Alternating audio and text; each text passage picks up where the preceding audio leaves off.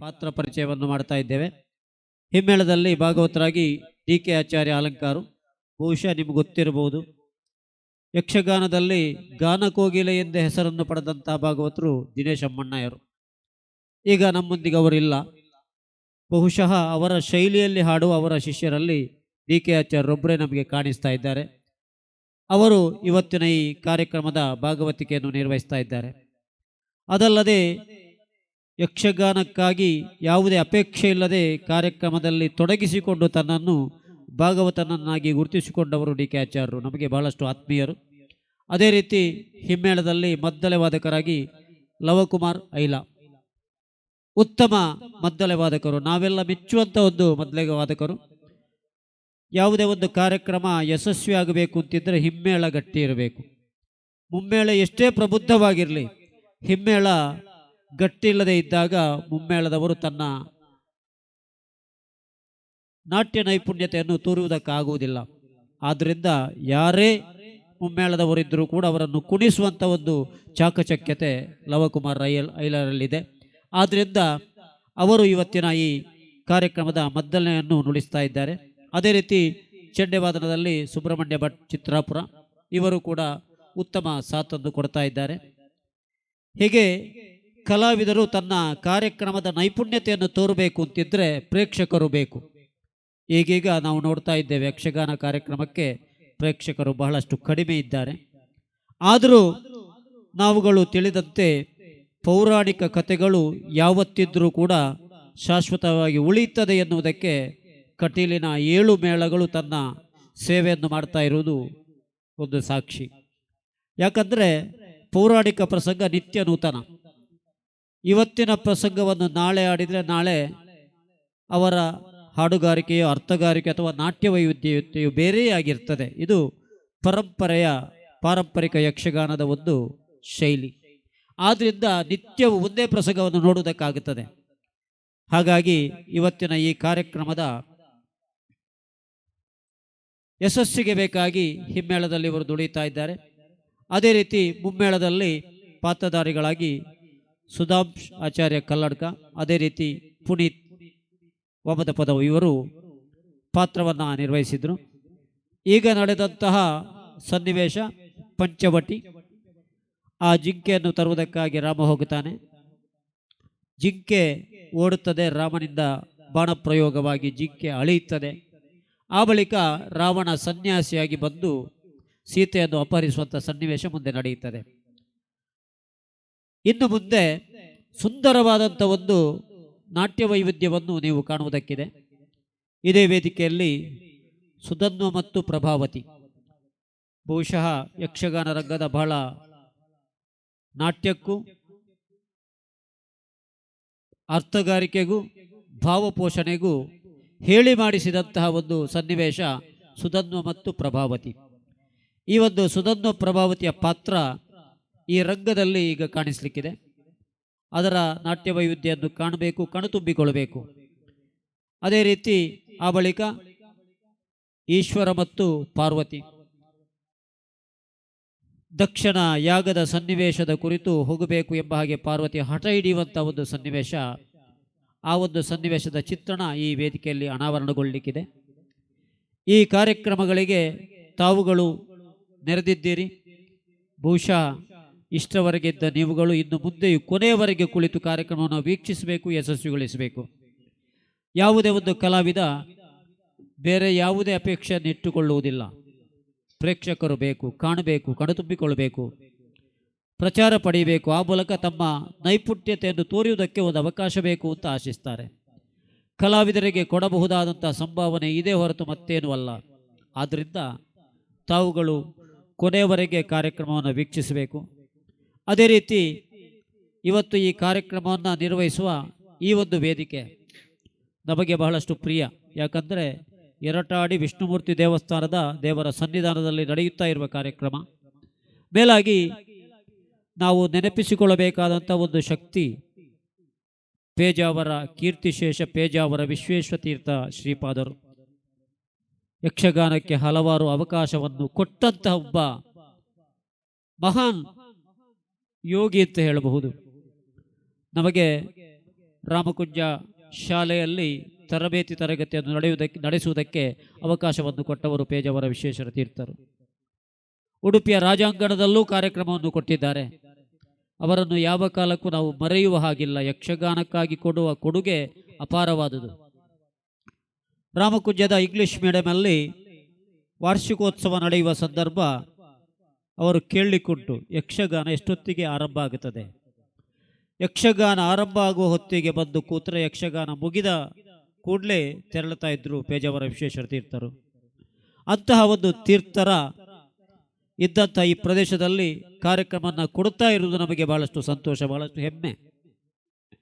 ಅವರು ನಮ್ಮ ಕಣ್ಣ ಮುಂಭಾಗ ಇದ್ದಲ್ಲಿ ಇಲ್ಲದೇ ಇದ್ದರೂ ಅವರ ಆಶೀರ್ವಾದ ನಮ್ಮ ಮೇಲೆ ಇದೆ ಎನ್ನುವ ನಂಬಿಕೆ ನಮಗೆ. ಯಾಕಂದರೆ ಪ್ರಾಜ್ಞರೊಂದು ಮಾತು ಹೇಳುತ್ತಾರೆ, ನಂಬಿಕೆಟ್ಟವರಿಲ್ಲ ಅಂತ. ನಂಬಿಕೆ ಬೇಕು. ನಂಬಿಕೆ ಇದ್ದಾಗ ಅದರ ಪರಿಣಾಮವಾಗಿ ಯಶಸ್ಸನ್ನು ನಾವು ಪಡೆಯುತ್ತೇವೆ. ನಮ್ಮ ಭಾಗವತರು ಅಷ್ಟೇ, ಡಿ ಕೆ ಆಚಾರ್ಯರು, ನಂಬಿಕೆ ಇದೆ, ನಾನು ಯಕ್ಷಗಾನ ಕಲಾ ಸೇವೆಯನ್ನು ಮಾಡ್ತಾ ಇದ್ದೇನೆ, ಆ ಬಗ್ಗೆ ಯಾವುದೇ ಫಲಾಪೇಕ್ಷೆ ಬೇಡ, ಯಕ್ಷಗಾನದ ಕಲಾ ಸೇವೆಯನ್ನು ಮಾಡಿ ಸಿಗಬಹುದಾದಂಥ ಆತ್ಮತೃಪ್ತಿಯೇ ನನಗೆ ಫಲಾಪೇಕ್ಷೆ, ಅಥವಾ ಆತ್ಮತೃಪ್ತಿಯೇ ನನಗೆ ಸಿಗಬಹುದಾದಂತಹ ದೇಣಿಗೆ ಅಂತ ಭಾವಿಸಿ ಯಕ್ಷಗಾನದಲ್ಲಿ ತನ್ನನ್ನು ತೊಡಗಿಸಿಕೊಂಡವರು ಡಿ ಕೆ ಆಚಾರ್ಯರು ಯಶಸ್ಸನ್ನು ಪಡೆಯುತ್ತಾ ಇದ್ದಾರೆ. ಇನ್ನೂ ಕೂಡ ಯಶಸ್ಸಿನ ಮೆಟ್ಟಲನ್ನೇರಲಿ ಅಂತ ನಾವು ಆಶಿಸ್ತೇವೆ. ಯಾಕಂದರೆ ಈ ಊರಿನ ಒಬ್ಬ ವ್ಯಕ್ತಿ ಒಂದು ಶಕ್ತಿಯಾಗಿ ಬೆಳೆದಾಗ ನಿಮ್ಮ ಊರಿಗೊಂದು ಹೆಸರು. ಡಿ ಕೆ ಆಚಾರ್ಯರು ಎಲ್ಲಿಯವರು, ಹಳೆನೇರೆಂಕಿಯವರು ಅಂತ ಹೇಳ್ತಾರೆ. ಆವಾಗ ನಮ್ಮ ಊರಿನ ಭಾಗವತರು ಅಂತ ನಮ್ಮ ಹೇಳಿಕೊಳ್ಳುವುದಕ್ಕೆ ಒಂದು ಹೆಮ್ಮೆ ಅಂತ ಅನ್ನಿಸ್ತದೆ. ಆ ನಿಟ್ಟಿನಲ್ಲಿ ಅವರ ಸಾಧನೆಯ ಹಾದಿ ಸಾಗುತ್ತಾ ಇದೆ. ಮೇಲಾಗಿ ಕೆಲವೊಮ್ಮೆ ಕಳೆದು ಹೋದ ಕಲಾವಿದರ ಹೆಸರು ಮರೆತು ಹೋಗುತ್ತದೆ, ಸ್ವಲ್ಪ ಸಮಯ ಮತ್ತೆ ಮರೆಯುತ್ತದೆ. ಡಿ ಕೆ ಆಚಾರ್ಯರ ಮೂಲಕ ನಾವು ದಿನೇಶಮ್ಮಣ್ಣಾಯರನ್ನು ನೆನಪಿಸಿಕೊಳ್ಳುತ್ತಾ ಇದ್ದೇವೆ. ಅದೊಂದು ನಮ್ಮದು ಯೋಗ. ಹಿಂದಿನ ಒಂದು ಕಾಲಘಟ್ಟದಲ್ಲಿ ದಿನೇಶಮ್ಮಣ್ಣಾಯ ಎನ್ನುವ ಭಾಗವತರಿದ್ದರು ಎನ್ನುವುದಕ್ಕೆ ಸಾಕ್ಷಿಯಾಗಿ ಕಾಣಿಸ್ತಾ ಇದ್ದಾರೆ ಡಿ ಕೆ ಆಚಾರ್ಯರು. ಅದು ನಿಮ್ಮ ಊರಿನ ಹೆಮ್ಮೆ. ಹಾಗಾಗಿ ಅವರ ಕಲಾ ಸೇವೆ ನಿರಂತರವಾಗಿ ನಡೆಯಲಿ. ಅವರ ಕಲಾ ಸೇವೆಗೆ ಶ್ರೀ ಕ್ಷೇತ್ರದ ದೇವರ ಹಾಗೂ ದೈವಗಳ ಪರಿಪೂರ್ಣ ಅನುಗ್ರಹ ಇರಲಿ ಅಂತ ನಾವು ಆಶಿಸ್ತೇವೆ. ಅದೇ ರೀತಿ ಕಲಾವಿದ ಬಯಸುವಂತೆ ಅವಕಾಶಗಳು ಒದಗಿ ಬರಬೇಕು. ಒದಗಿ ಬಂದಾಗ ಮಾತ್ರ ಅವರಿಗೆ ಕಲಾ ಸೇವೆಯನ್ನು ಮಾಡುವುದಕ್ಕೆ ಮಾನಸಿಕವಾದಂಥ ನೆಮ್ಮದಿ ಒದಗಿ ಬರ್ತದೆ. ಆದ್ದರಿಂದ ಈ ಊರಿನ ಆಸುಪಾಸಿನ ಕಲಾಭಿಮಾನಿ ಬಂಧುಗಳಲ್ಲಿ ಒಂದು ವಿಜ್ಞಾಪನೆ, ನಿಮ್ಮ ಮನೆಯಲ್ಲಿ ಅಥವಾ ನಿಮ್ಮ ಹತ್ತಿರ ಎಲ್ಲಿಯಾದರೂ ಶುಭ ಶೋಭನಾದಿ ಕಾರ್ಯಕ್ರಮಗಳನ್ನು ನಡೆಯುವ ಹೊತ್ತಿಗೆ ಯಾವುದೂ ಇಲ್ಲದೇ ಇದ್ದರೂ ಒಂದು ಸಣ್ಣ ಗಾನ ವೈಭವದ ಅವಕಾಶವನ್ನಾದರೂ ಕೊಡಿ. ಕೊಟ್ಟಾಗ ಇಂತಹ ಕಲಾವಿದರು ಬೆಳೆಯುವುದಕ್ಕೆ ಅವಕಾಶ ಆಗುತ್ತದೆ. ಕೆಲವೊಂದು ಕಡೆಗಳಲ್ಲಿ ಈಗ ಯಕ್ಷಗಾನ ತಾಳಮದ್ದಳೆ ಗಾನವೈಭವ ಕಡಿಮೆಯಾಗುತ್ತಾ ಬಂದಿದೆ. ಕಾರಣ ಕಷ್ಟ ಇದೆ ಮಾಡಿಸುವುದಕ್ಕೆ. ಆದರೆ ಡಿ ಕೆ ಆಚಾರ್ಯರು ಯಾವುದೇ ಫಲಾಪೇಕ್ಷೆ ಇಲ್ಲದೆ, ಹೆಚ್ಚಿನ ಫಲಾಪೇಕ್ಷೆ ಇಲ್ಲದೆ ಕಾರ್ಯಕ್ರಮವನ್ನು ಮಾಡುವಂಥ ಔದಾರ್ಯವನ್ನು ಹೊಂದಿದ್ದಾರೆ ಎನ್ನುವ ಕಾರಣದಿಂದ ಕಾರ್ಯಕ್ರಮವನ್ನು ಕೊಟ್ಟಲ್ಲಿ ನಮಗೆ ಯಾವುದೇ ತೊಂದರೆಯಾಗುವುದಿಲ್ಲ ಎನ್ನುವ ಭರವಸೆಯನ್ನು ನಾವು ಕೊಡ್ತಾ ಇದ್ದೇವೆ. ನಮಗೂ ಹಾಗೆ ಎಲ್ಲಿಯಾದರೂ ಕಾರ್ಯಕ್ರಮ ಬೇಕು ಅಂತಾದರೆ ಪಕ್ಕನೆ ನೆನಪಾಗುವುದು ಡಿ ಕೆ ಆಚಾರ್ಯರದ್ದು. ಇಂಥ ದಿವಸ ಒಂದು ಕಾರ್ಯಕ್ರಮ ಮಾಡುವ ಅಂತ ಹೇಳಿದರೆ ಸಾಕು, ಸಂತೋಷದಿಂದ ಒಪ್ಪಿ ಓಡಿಕೊಂಡು ಬರುವಂಥ ಒಂದು ವ್ಯಕ್ತಿ ಡಿ ಕೆ ಆಚಾರ್ಯರು. ಹಾಗಾಗಿ ಈ ಊರಿನ ಪ್ರತಿಭೆಗೆ ಒಂದು ಅವಕಾಶವನ್ನು ಕೊಟ್ಟು ಅವರು ಬೆಳೆಯಬೇಕು, ಅದರೊಂದಿಗೆ ಯಕ್ಷಗಾನವೂ ಬೆಳೆಯಬೇಕು. ನಾವು ಬೆಳೆಯಬೇಕು ಅನ್ನುವ ಕಾರಣಕ್ಕಾಗಿ ಯಕ್ಷಗಾನವನ್ನು ಅಪ್ಪಿಕೊಳ್ಳುವುದಲ್ಲ. ಯಕ್ಷಗಾನ ಬೆಳೆಯಬೇಕು. ಯಕ್ಷಗಾನ ಬೆಳೆದಾಗ ಧರ್ಮ ಸೂಕ್ಷ್ಮದ ಅರಿವು ನಮಗಾಗುತ್ತದೆ. ಯಕ್ಷಗಾನದಲ್ಲಿರುವಂಥ ನಿಜವಾದ ಸಾರ ಅದೇ. ಯಾವತ್ತು ಸತ್ಯ ಧರ್ಮಾಚರಣೆಯನ್ನು ಮಾಡಿದವರಿಗೆ ಯಾವತ್ತೂ ಸೋಲಾಗುವುದಿಲ್ಲ, ಯಾವತ್ತೂ ದೇವರು ಕೈಬಿಡುವುದಿಲ್ಲ ಎನ್ನುವ ಸತ್ಯದ ಸಾರವನ್ನು ತಿಳಿಸುವಂತಹ ಒಂದು ವಿಧಾನವೇ ಯಕ್ಷಗಾನ. ಹಾಗಾಗಿ ಈ ಯಕ್ಷಗಾನ ಕಲೆ ನಿರಂತರವಾಗಿ ಬೆಳಗುತ್ತಾ ಇದೆ. ನಾವು ಒಂದು ಕಾಲದಲ್ಲಿ ಹಲವಾರು ತುಳು ಪ್ರಸಂಗಗಳನ್ನು ಆಡುವಂಥ ಮೇಳಗಳನ್ನು ಕಂಡಿದ್ದೇವೆ. ಅದು ಕೂಡ ಕಾಲ್ಪನಿಕವಾದಂಥ ಕಥೆಯನ್ನು ಒಂದು ದೃಶ್ಯರೂಪಕ್ಕೆ ಒಗ್ಗಿಸಿ ಆ ಮೂಲಕ ಮಾಡುವಂಥ ಪ್ರದರ್ಶನ. ಈಗಂತ ಯಾವ ಮೇಳಗಳು ಹೆಚ್ಚಾಗಿ ಕಾಣಿಸುವುದಿಲ್ಲ.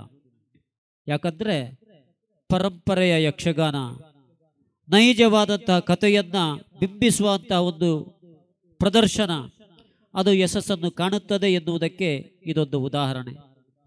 ಅದೇ ರೀತಿ ಯಕ್ಷಗಾನ ಎನ್ನುವುದು ಉಳಿದ ಕಲೆಗಳ ಹಾಗಲ್ಲ. ಯಕ್ಷಗಾನದ ಚೌಕಿಯಲ್ಲಿ ಗಣಪತಿ ದೇವರ ಆವಾಸ ಸ್ಥಾನ ಅಂತ ನಾವು ನಂಬುತ್ತೇವೆ. ಆದ್ದರಿಂದಲೇ ಕಾರ್ಯಕ್ರಮವನ್ನು ಆರಂಭಿಸುವಾಗಲೂ ನಾವು ಗಣಪತಿ ಸ್ತುತಿಯಿಂದಲೇ ತೊಡಗುತ್ತೇವೆ. ಯಕ್ಷಗಾನವನ್ನು ಮುಗಿಸುವಾಗಲೂ ಗಣಪತಿ ಸ್ತುತಿಯಿಂದಲೇ ಮುಗಿಸ್ತೇವೆ. ಗಣಪತಿಗೆ ಮಂಗಳ ಮಾಡಿ ಮುಗಿಸ್ತೇವೆ. ಅದು ಯಕ್ಷಗಾನದ ಹಿರಿಮೆ, ಯಕ್ಷಗಾನದ ಒಂದು ಹೆಗ್ಗಳಿಕೆ. ಆದ್ದರಿಂದ ನಿಂತ ನೀರಾಗದೆ ಹರಿವ ನೀರಾಗುತ್ತಾ ಪುರಾಣ ಪುಣ್ಯಕಥೆಗಳನ್ನು ಆಸ್ತಿಕ ಬಾಂಧವರಿಗೆ ಶ್ರುತಪಡಿಸುವಂತೆ ಕೊಡುತ್ತಾ ಆ ಮೂಲಕ ಯಕ್ಷಗಾನ ಕಥೆಯಲ್ಲಿ ಹೀಗಾಗಿದೆ, ಮುಂದೆ ನಾವೇನು ಮಾಡಬೇಕು ಎನ್ನುವ ಹಾಗೆ ನಮ್ಮ ಜೀವನದ ಬಗ್ಗೆ ಚಿಂತಿಸುವಂತಹ ಒಂದು ಚಿಂತನೆಗೆ ಆಸ್ತಿಕ ಬಂಧುಗಳನ್ನು ಹಚ್ಚಲಿ ಅಂತ ನಾನು ಆಶಿಸ್ತೇವೆ. ಯಾಕಂದರೆ ಬದುಕು ಎನ್ನುವುದು ಬಹಳಷ್ಟು ದುರ್ಲಭವಾದುದು. ಹುಟ್ಟಿನಲ್ಲೂ ಏನೂ ಇಲ್ಲ, ಸಾಯುವುದರಲ್ಲೂ ಏನೂ ಇಲ್ಲ. ಅದರ ಮಧ್ಯೆ ಈ ಬದುಕು ಎನ್ನುವ ಆ ಕಾಲಘಟ್ಟದಲ್ಲಿ ನಾವೇನು ಮಾಡ್ತೇವೆಯೋ ಅದು ಶಾಶ್ವತವಾಗಿ ನೆಲೆ ನಿಲ್ಲುತ್ತದೆ. ಆದ್ದರಿಂದಲೇ ಹೇಳುವಾಗ ವಾಡಿಕೆಯಲ್ಲೊಂದು ಮಾತುಂಟು, ಕೊಟ್ಟದ್ದು ತನಗೆ ಬಚ್ಚಿಟ್ಟದ್ದು ಪರರಿಗೆ ಅಂತ. ಯಾವಾಗ ನಾವು ಕೊಡುತ್ತೇವೆಯೋ, ದಾನ ಮಾಡುತ್ತೇವೆಯೋ, ಅದು ಪುಣ್ಯದ ರೂಪದಲ್ಲಿ ನಮಗೆ ಹಿಂದಿರುಗುತ್ತದೆ. ನಮಗೆ ಬೇಕು ಅಂತ ಯಾವುದನ್ನು ಬಚ್ಚಿಡುತ್ತೇವೋ ಅದು ಯಾರ್ಯಾರ ಪಾಲಾಗಿ ಹೋಗುತ್ತದೆ, ನಮಗೇನು ಸಿಗುವುದಿಲ್ಲ. ನಾವು ಬರುವಾಗ ಏನು ತಂದದ್ದು ಇಲ್ಲ, ಹೋಗುವಾಗ ಏನು ಕೊಂಡು ಹೋಗುವುದಕ್ಕೂ ಇಲ್ಲ. ಮಾಡಿದಂತಹ ಪಾಪ ಪುಣ್ಯಗಳು ಮಾತ್ರ ನಮಗೆ ಇದನ್ನು ತಿಳಿಸುವಂತಹ, ಸಾರುವಂತಹ ಒಂದು ಕಥೆಯೇ ಅಥವಾ ಒಂದು ಪ್ರಸಂಗವೇ, ಒಂದು ಸನ್ನಿವೇಶವೇ ಯಕ್ಷಗಾನ. ಕಾರ್ಯಕ್ರಮದ ಕೊನೆಯವರೆಗೆ ಕುಳಿತು ಕಾರ್ಯಕ್ರಮವನ್ನು ಯಶಸ್ವಿಗೊಳಿಸಬೇಕು ಎಂಬಾಗಿ ಕೇಳಿಕೊಳ್ಳುತ್ತಾ ಕೇಳಿ ಆನಂದಿಸಿ ಪ್ರೋತ್ಸಾಹಿಸಿ. ಯಕ್ಷಗಾನಂ ಗೆಲ್ಗೆ, ಯಕ್ಷಗಾನಂ ಬಾಳ್ಗೆ.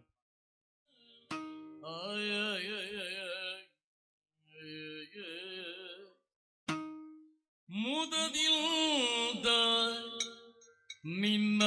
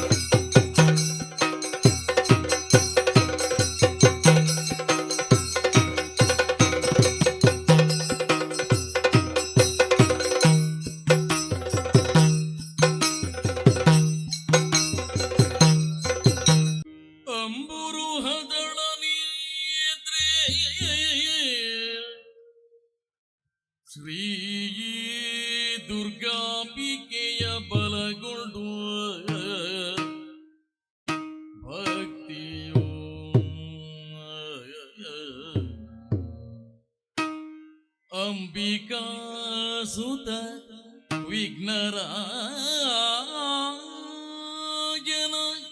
ಪಿರಿದು ಸಂಸ್ತುತಿಸಿ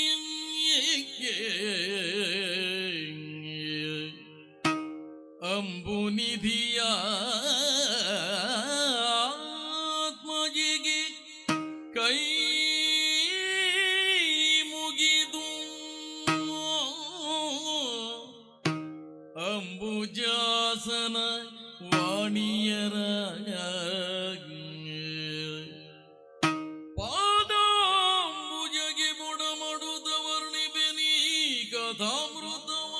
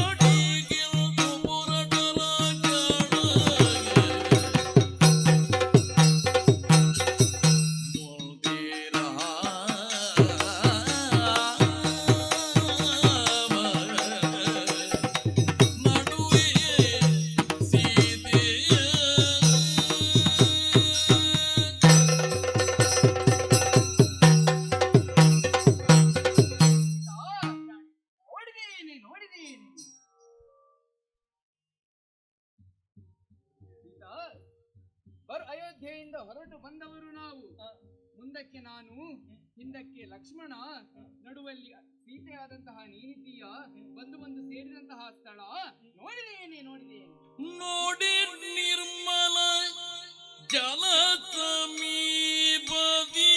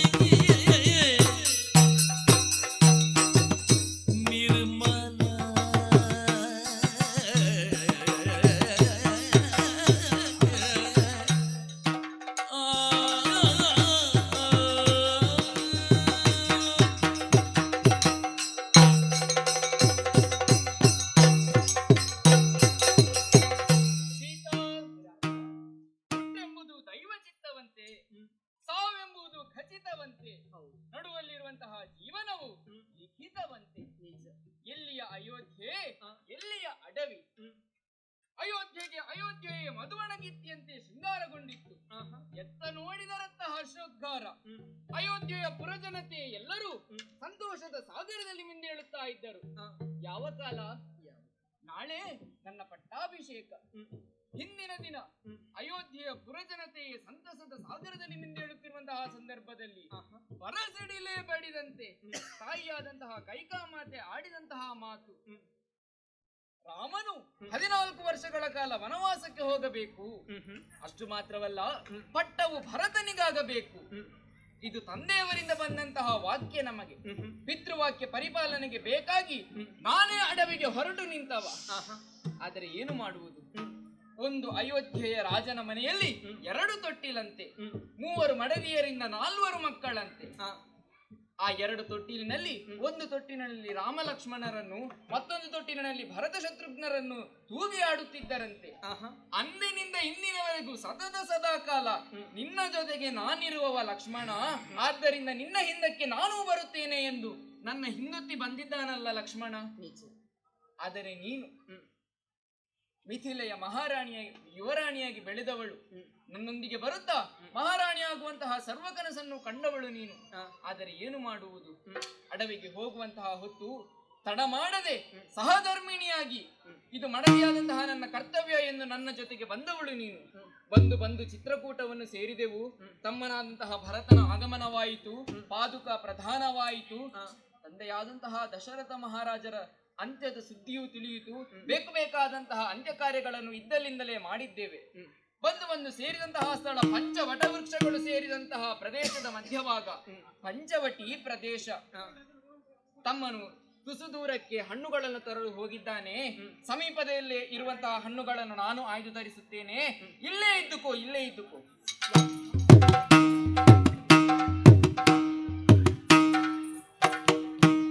ಸ್ವಾಮಿ, ನೋಡಿದಿರಿ? ಏನಾಯ್ತು? ನೋಡಿದೆಯಾ ರಾಮ, ನೋಡಿದೆಯಾ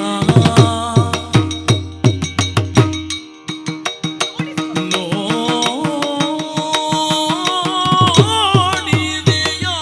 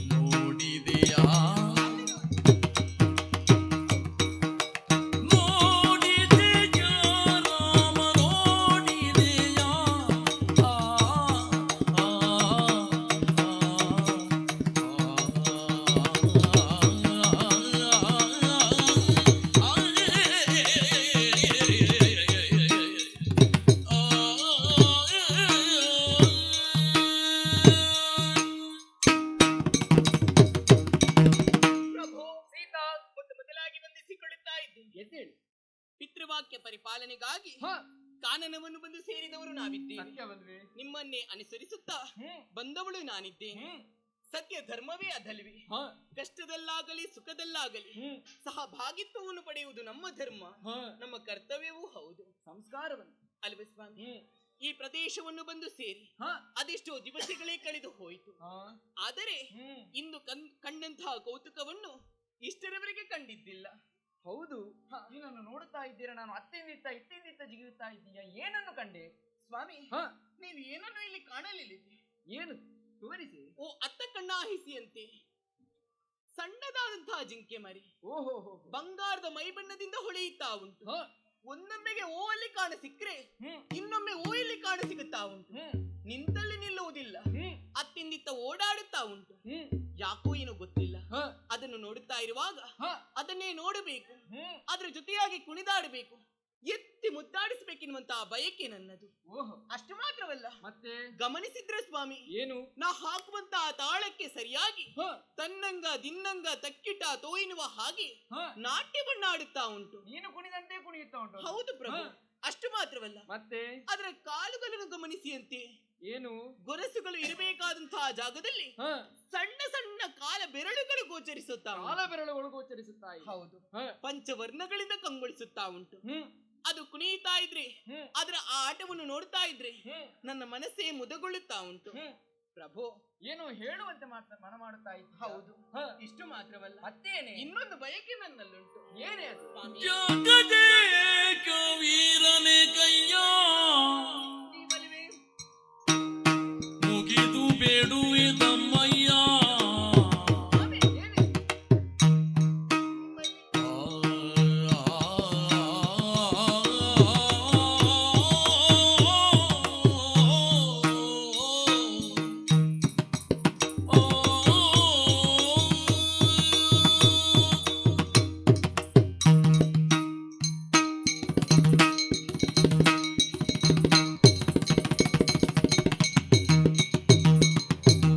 ಜಗದೇಕ ವೀರನೇ ಕೈಯ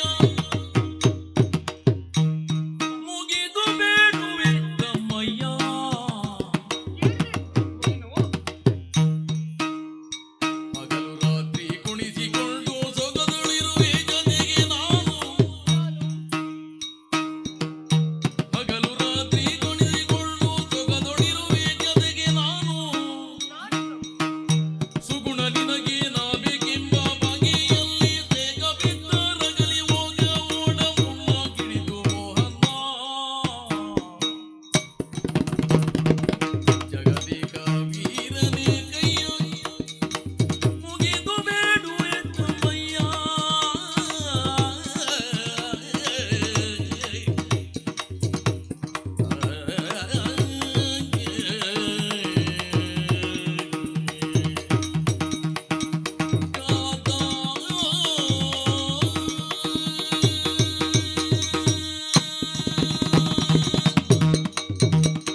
ಪ್ರಭು, ಸೀತಾ. ಯಾಕೋ ಏನೋ ಗೊತ್ತಿಲ್ಲ, ಹ್ಮ್, ಆ ಜಿಕ್ಕಿಯನ್ನು ನೋಡಿದಾಕ್ಷಣ ಹ, ಅದು ಬೇಕು ಬೇಕು ಬೇಕು ಎನ್ನುವಂತಹ ಮನಸ್ಸು ನನಗಾಗುತ್ತಾ ಉಂಟು. ಏನನ್ನು ಹೇಳ್ತಾ ಇದ್ದೀವಿ? ಹೌದು ಪ್ರಭು, ಹ, ಸದಾ ಕಾಲ ಅದರ ಜೊತೆಯಾಗಿ ಕುಣಿದಾಡಬೇಕು, ನಲಿದಾಡಬೇಕು, ಮುದ್ದಾಡಿಸಬೇಕೆನ್ನುವಂತಹ ಬಯಕೆ ನನ್ನದು. ಹ್ಮ್, ಹಾಗಾಗಿ ಹ್ಮ್, ಲೋಕ ವೀರನಾದಂತಹ ನಿಮ್ಮಲ್ಲಿ ಕೇಳಿಕೊಳ್ಳುವುದು ಒಂದೇ, ಹ್ಮ್. ಕೈ ಮುಗಿದು ಕೇಳಿಕೊಳ್ಳುತ್ತಾ ಇದ್ದೇನೆ. ಏನೇ? ಆ ಜಿಂಕೆ ಮರಿಯನ್ನು ತಂದು ಕೊಡಿ ಪ್ರಭು. ಅರಸಿ, ಏನು ಮಾತನಾಡುತ್ತಾ ಇದ್ದೀವಿ? ಅರಜಿನಿ ಸುಮ್ಮನೆ ಭ್ರಮಿಗೊಳ್ಳಬೇಡವೇ.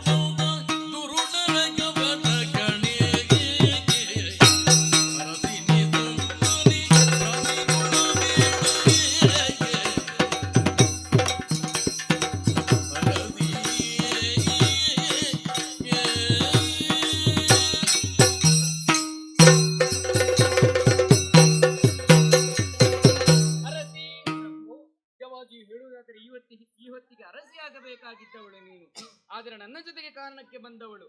ಆದರೂ ನಿನ್ನನ್ನು ಪ್ರೀತಿಯಿಂದ ಅರಸಿ ಎಂದು ಸಂಬೋಧಿಸುತ್ತೇನೆ.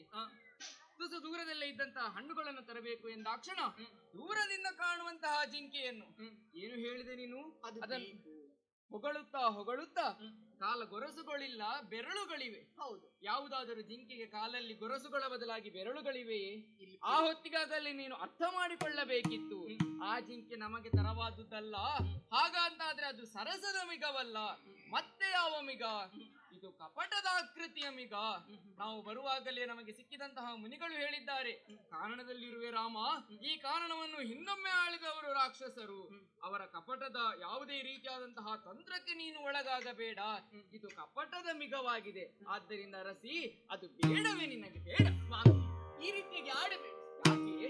ಕಪಟದ ಕೃತಿಯಿಲ್ದು ಕಾಂತಾನಿ ನಿನ್ನ ಚಾಳಿಬುದಿಲ್ಲ ಬಲ್ಲಿ ನಾನು ಕಾಂತ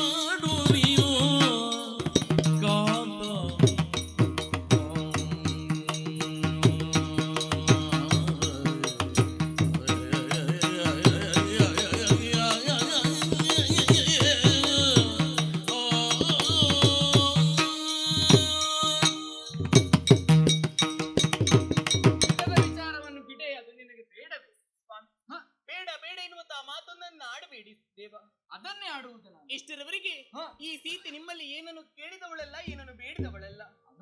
ಆದರೆ ಯಾಕೋ ಏನೋ ಗೊತ್ತಿಲ್ಲ, ಇಂದು ಆ ಮೃಗವನ್ನು ಕಂಡದು ಬೇಕೇ ಬೇಕು ಎನ್ನುವಂತಹ ಮನವನ್ನು ಮಾಡಿ ಆಗಿದೆ ದೇವ. ಅಷ್ಟೊಂದು ಹಠ ತರವಲ್ಲವೇನೆ? ಇಲ್ಲ ಸ್ವಾಮಿ, ನನಗದು ಬೇಕೇ ಬೇಕು. ಅದು ಕಪಟದ ಮೃಗವೇ? ಇಲ್ಲ ಸ್ವಾಮಿ, ಒಂದೊಮ್ಮೆಗೆ ಕಪಟದಾಕೃತಿಯ ಜಿಂಕೆ ಹೌದು ಅಂತ ಆಗಿದ್ದಲ್ಲಿ ಇಲ್ಲಿ ಅದು ಇಷ್ಟೊತ್ತಿಗೆ ನಿಲ್ಲುವುದಕ್ಕುಂಟೆ. ಅದಕ್ಕಿಂತ ಬಿಗಿಲಾಗಿ ಅದರಿಂದ ಒಂದೊಮ್ಮೆಗೆ ನನಗೆ ಅಪಾಯವು ಬಂದ್ವಿ ಅಂತ ಆಗಿದ್ದಲ್ಲಿ ಜೊತೆಯಾಗಿ ನೀವಿರುವಾಗ ನನಗೆಂತಹ ಭಯ ಹೇಳಿ ಅಂತೆ. ಹಾಗಾಗಿ ನಿಮ್ಮಲ್ಲಿ ಕಾಡಿಕೊಳ್ಳುತ್ತಾ ಇದ್ದೇನೆ, ಬೇಡಿಕೊಳ್ಳುತ್ತಾ ಇದ್ದೇನೆ. ಸೀತಾ, ಬಗೆ ಬಗೆಯಾಗಿ ಹೇಳಿದವರು ನೀನು ನನ್ನಲ್ಲಿ ಕಾಡುತ್ತಾ ಇದ್ದಿ. ಇದಕ್ಕೊಂದು ಒಳ್ಳೆಯ ಮಾತಿದೆ, ಏನು ಗೊತ್ತೇ? ಕೆಟ್ಟ ಮೇಲೆ ಬುದ್ಧಿವಂತ ಅಂತ ಒಂದು ಮಾತಿದೆ. ಹಾಗಾಗಿ ಕೆಟ್ಟ ಮೇಲೆ ಬುದ್ಧಿ ಬರುವುದು ಹೌದೇ?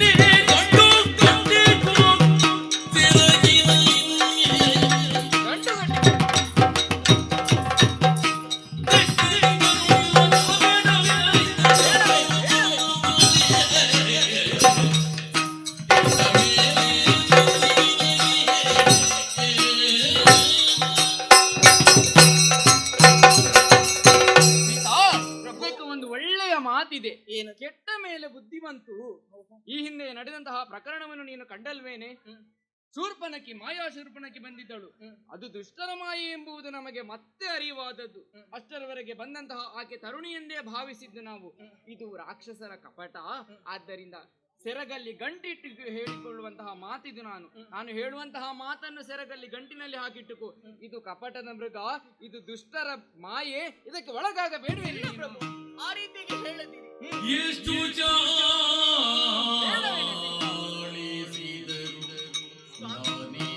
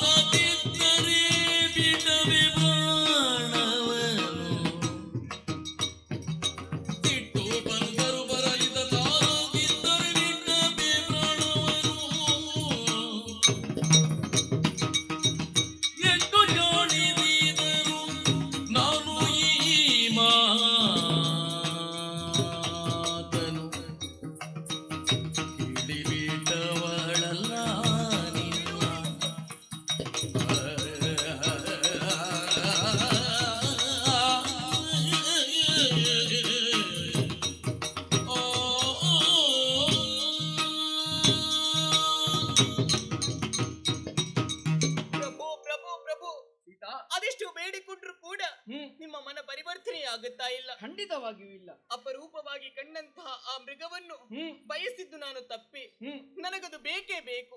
ಇಷ್ಟರವರೆಗೆ ನಾ ಬಯಸಿದ್ದನ್ನು ಪಡೆದೇ ಸಿದ್ಧ ಪ್ರಭು. ಹಾಗಾಗಿ ನಿಮ್ಮಲ್ಲಿ ಕಾಡಿದೆ, ಬೇಡಿದೆ, ಅದು ನಿಮ್ಮ ಮನ ಪರಿವರ್ತನೆಯಾಗುತ್ತಾ ಇಲ್ಲ.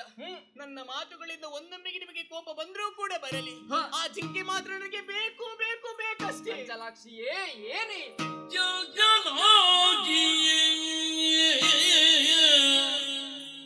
ಕೇಳರಣ್ಯದಿ ಸಂಚರಿಪ ಮಿಗ ಕಂಬನೆದೆ ಖಂಡಿತವಾಗಿಯೂ ಅಲ್ಲ. ಕೇಳ ಅರಣ್ಯದಿ ಸಂಚರಿಪ ಮಿಗ ಕಂಬನಿಸಿದರೆ ಪಂಚುತ ಒಯ್ದಿದರೆ ಹೌದೇ ಪಂಚತು ಐದಿದರೆ ಮಾಡುವುದೇನು ನೀನದನ್ನು ಅರ್ಥವಿಸಿಕೊಳ್ಳಿ. ಪಂಚತುವ ಐದಿದರೆ ಮಾಡುವುದೇನು ಏನು ನೀನದನು ಜಂಜಲ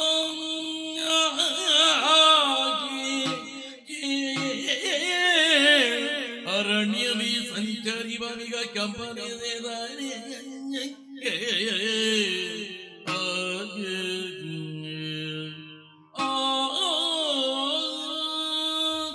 ಚಂಚಲಾಕ್ಷಿ, ಈ ಹಿಂದೆ ಅದೆಷ್ಟೋ ಬಾರಿ ಈ ರೀತಿಯಾದಂತಹ ಚರ್ಚೆ ಬಂದಂತಹ ಸಂದರ್ಭದಲ್ಲಿ ನೆಲನೋಟಕನಾಗಿ ನಾನು ಏನು ಹೇಳುತ್ತಿದ್ದೆಯೋ ಅದಕ್ಕೆ ಅಸ್ತು ಎನ್ನುತ್ತಿದ್ದವಳು ನೀನು.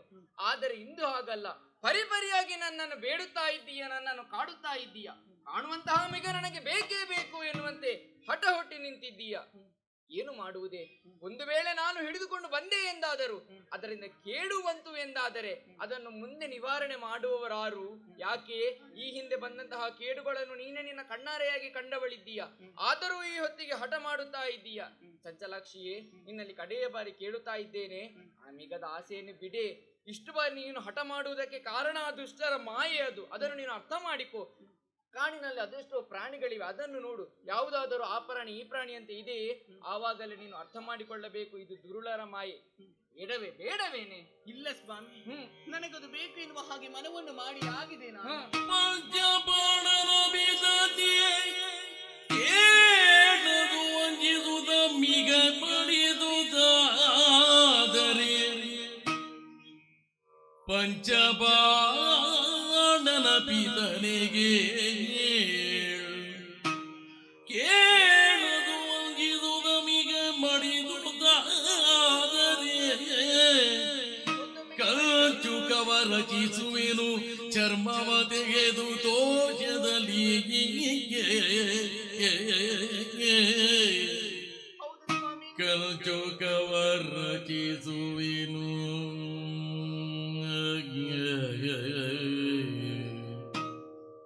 ಚರ್ಮವ ತೆಗೆದು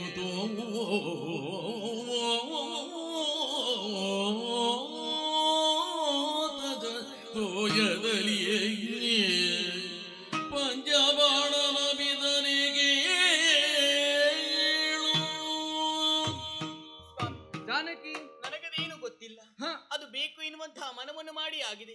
ನೀವು ನನಗೆ ಆ ಜಿಂಕೆಯನ್ನು ತಂದು ಕೊಡಬೇಕಷ್ಟೇ. ತಂದು ಕೊಟ್ಟೆ ಎಂದಾದರೆ ಅದರಿಂದ ಏನು ಮಾಡಿಕೊಳ್ಳುತ್ತೀಯೇ? ಒಂದೊಮ್ಮೆಗೆ ಶ್ರೀರಾಮನ ಬಾಣ ಯಾವತ್ತಿಗೂ ಹುಸಿಯಾಗ್ಲಿಕ್ಕೆ ಸಾಧ್ಯವಿಲ್ವಂತೆ. ನೀವು ಬಿಟ್ಟಂತಹ ಬಾಣಕ್ಕೆ ತಗಲೆದು ಮಡಿದು ಹೋಯಿತು ಅಂತಾಗಿದ್ದಲ್ಲಿ ಅದರ ಚರ್ಮವನ್ನು ಸುಳಿದು ನನಗೊಪ್ಪುವಂತಹ ಕಂಚಕವನ್ನಾಗಿ ನಾ ಧರಿಸಿಕೊಳ್ಳುತ್ತೇನೆ. ಹೌದೇ? ಈಗ ಎಷ್ಟು ಸಾರಿ ಆದರೂ ನಿನಗೆ ಬೇಕು ಇರಲಿ, ಏನು ಮಾಡುವುದು? ಕಟ್ಟಿ ಬಿದ್ದಾಗಿದೆ, ನಿನ್ನ ಬಯಕೆಯನ್ನು ತೀರಿಸಲೇಬೇಕಾಗಿದೆ. ತಡ ಮಾಡದೆ ಆ ಜಿಂಕೆಯನ್ನು ತರುವರೆ ಹೋಗುತ್ತೇನೆ. ಆದರೆ ನೀನು ಕುಟೀರದ ಒಳಗೆ ಇದ್ದುಕೋ.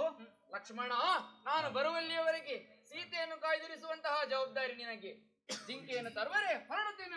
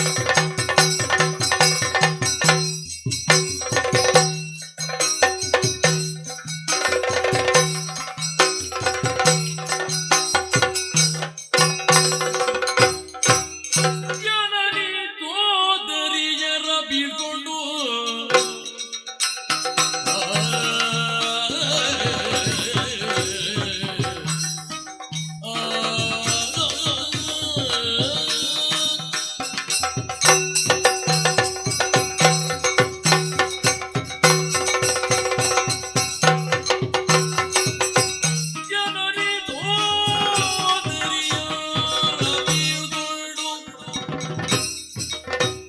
ಸುಧರ್ಮನು ತನ್ನಯ ಮಂದಿರಕ್ಕೆ ಐತರದು ತನ್ನಯ ಮಂದಿರಕ್ಕೆ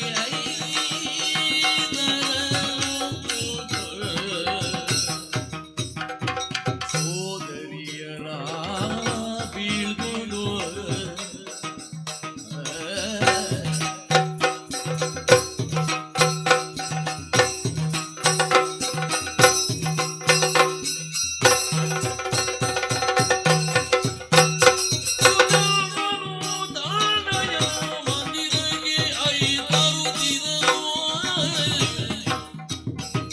ಜನನಿ ಸೋದರಿಯರ ಬೀಳ್ಕೊಂಡು ತನ್ಮನು ತನ್ಮಯ ಮಂದಿರಗೆ ಐತರವು ಜನನಿ ಸೋದರಿಯರ ಬೀಳ್ಕೊಂಡು ಸುಧರ್ಮನು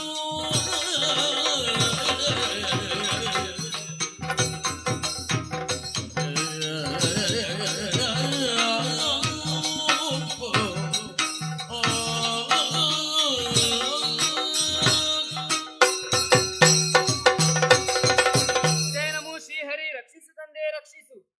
ಪಾಂಡವಾಶ್ವಮೇಧದ ತುರಗವು ನಮ್ಮದಾದಂತಹ ಚಂಪಕಾವತಿ ಪಟ್ಟಣವನ್ನು ಪ್ರವೇಶ ಮಾಡಿದಾಗ ನನ್ನ ತಂದೆಯಾದಂತಹ ಹಂಸಧ್ವಜ ಮಹಾರಾಜರು ಕದನಾಕಾಂಕ್ಷೆಯಾಗಿ ಕಟ್ಟಿ ಹಾಕಿದ್ದಾರೆ. ಮಯ್ಯ ಸಿರಿಯನ್ನು ತೋರಿಸಲು ಸುಖ ಕೈಗೊಂಡಂತಹ ಕದನವಲ್ಲ, ಬದಲಾಗಿ ಅಂತರಂಗದಲ್ಲಿ ಗುಡಿ ಕಟ್ಟಿದಂತಹ ಸಿರಿಯನ್ನು ಸಾಕ್ಷಾತ್ಕಾರಗೊಳಿಸಲು ಸುಖ ಸಜ್ಜುಗೊಳಿಸಿದಂತಹ ವೇದಿಕೆ. ಹೇಗೆ ಆ ಪಾಂಡವಾಶ್ವಮೇಧ ದುರ್ಗವನ್ನು ಕಟ್ಟಿ ಪಾಂಡವರ ಜೊತೆ ಕಾದಾಡಿ ಶ್ರೀಕೃಷ್ಣ ಸ್ವಾಮಿಯನ್ನು ನಮ್ಮದಾದಂತಹ ಚಂಪಕಾವತಿಯ ಪುಣ್ಯಮಣ್ಣಿಗೆ ತರಿಸಬೇಕು ಎಂಬುವಂತಹ ಆಲೋಚನೆ. ಆದ್ದರಿಂದ ತಾಯಿಯಾದಂತಹ ಸುಗರ್ಭಾದೇವಿಯಲ್ಲಿ ಆಶೀರ್ವಾದವನ್ನು ಪಡೆದಿದ್ದೇನೆ. ತಂಗಿಯಾದಂತಹ ಕುವಲೆಯ ಪ್ರೀತಿಯ ಅಪ್ಪಗೆಯೊಂದಿಗೆ ಶುಭಾಶಯವನ್ನು ಪಡೆದಿದ್ದೇನೆ. ಇಂದು ಉಳಿದಿರುವುದು ನನ್ನ ಮಡದಿಯಾದಂತಹ ಪ್ರಭಾವತಿಯ ಬಳಿಯಲ್ಲಿ ಹೇಳಲು. ಆದ್ದರಿಂದ ಪ್ರಭಾವತಿಯ ಅಂತಃಪುರವನ್ನು ತೆರಳುತ್ತೇನೆ.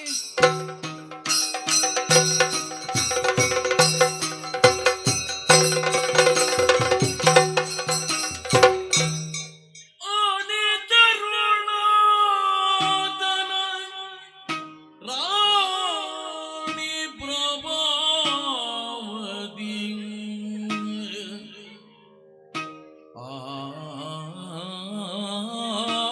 ಆತನ ರಾಣಿ ಪ್ರಭಾವತಿ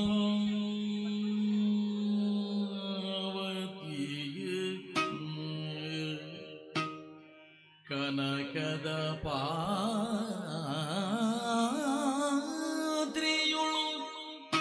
ಅನುಲೇಪನ ಕಸ್ತೂರಿ ವೀಳ್ಯಂಗಳ ಮಿನುಗುವ ಸಂಪಿಗೆ ಹೂಗಳ ನಿರಿಸಿಕೊಂಡು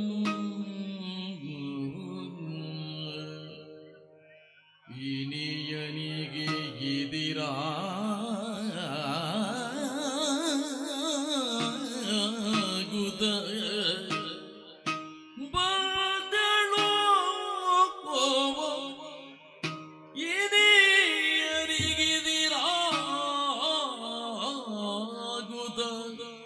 ಬಂದಳು ಬಂದಳು ಕಾಮನ ಮದದ ನೀವುಲೋ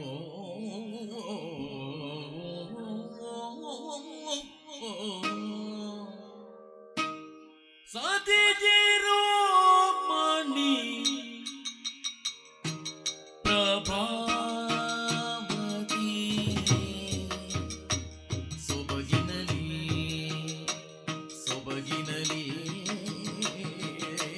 ತೋರ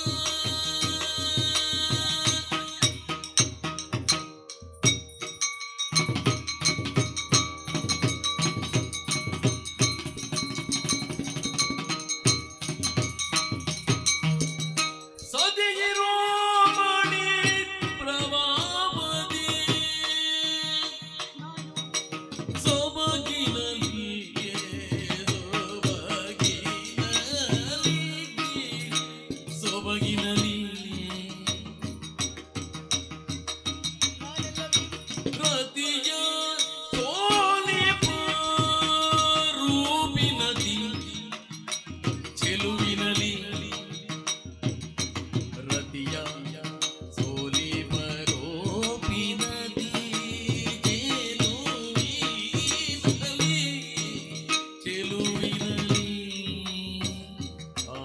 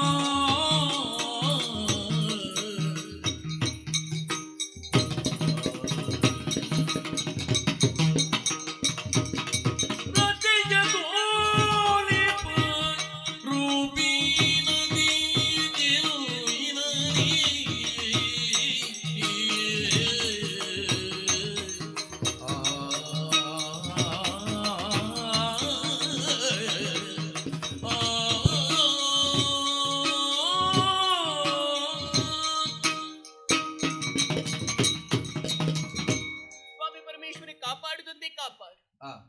ಹೆಣ್ಣಿನ ಜೀವನವನ್ನು ಹರಿಯುವಂತಹ ನೀರಿಗೆ ಹೋಲಿಕೆಯನ್ನು ಮಾಡಿದ್ದು ಯಾಕೆ? ಎಲ್ಲೋ ಒಂದು ಕಡೆಯಲ್ಲಿ ಹುಟ್ಟುತ್ತದೆ, ಎಲ್ಲೋ ಒಂದು ಕಡೆಗೆ ಹೋಗಿ ಸೇರುತ್ತದೆ. ಅಂತೇ ಹೆಣ್ಣಿನ ಜೀವನ. ಎಲ್ಲೋ ಒಂದು ಕಡೆಯಲ್ಲಿ ಹುಟ್ಟುತ್ತಾಳೆ, ಎಲ್ಲೋ ಒಂದು ಕಡೆಗೆ ಹೋಗಿ ಸೇರುತ್ತಾಳೆ. ಹೆಣ್ಣಾದವಳನ್ನು ಉಭಯ ದೀಪಗಳು ಎನ್ನುವ ಹಾಗೆ ಕೊಂಡಾಡುತ್ತಾರೆ. ಯಾಕೆ? ಹುಟ್ಟಿದ ಮನೆಯನ್ನು ಸೇರಿದ ಮನೆಯನ್ನು ಬೆಳಗುವಂತಹ ಶಕ್ತಿ ಯಾರಲ್ಲುಂಟು ಅಂತ ಕೇಳಿದ್ರೆ ಅದು ಹೆಣ್ಣಿಂದ ಮಾತ್ರ ಸಾಧ್ಯ. ಹೌದಪ್ಪ, ಈ ವಿಚಾರದಲ್ಲಿ ನಾ ಭಾಗ್ಯವಂತ ಅಂತ ಹೇಳಿದ್ರೂ ತಪ್ಪಾಗದು. ಯಾಕಿಂತಹ ಮಾತನಾಡಿದೆ? ಕಾಣುತ್ತಿರುವಂತಹ ಚಂಪಕಾವತಿಯ ಯುವರಾಜರನ್ನು ಮದುವೆಯಾದವಳು ನಾನು, ಸುಧನ್ವಾ ಮಹಾರಾಜರು.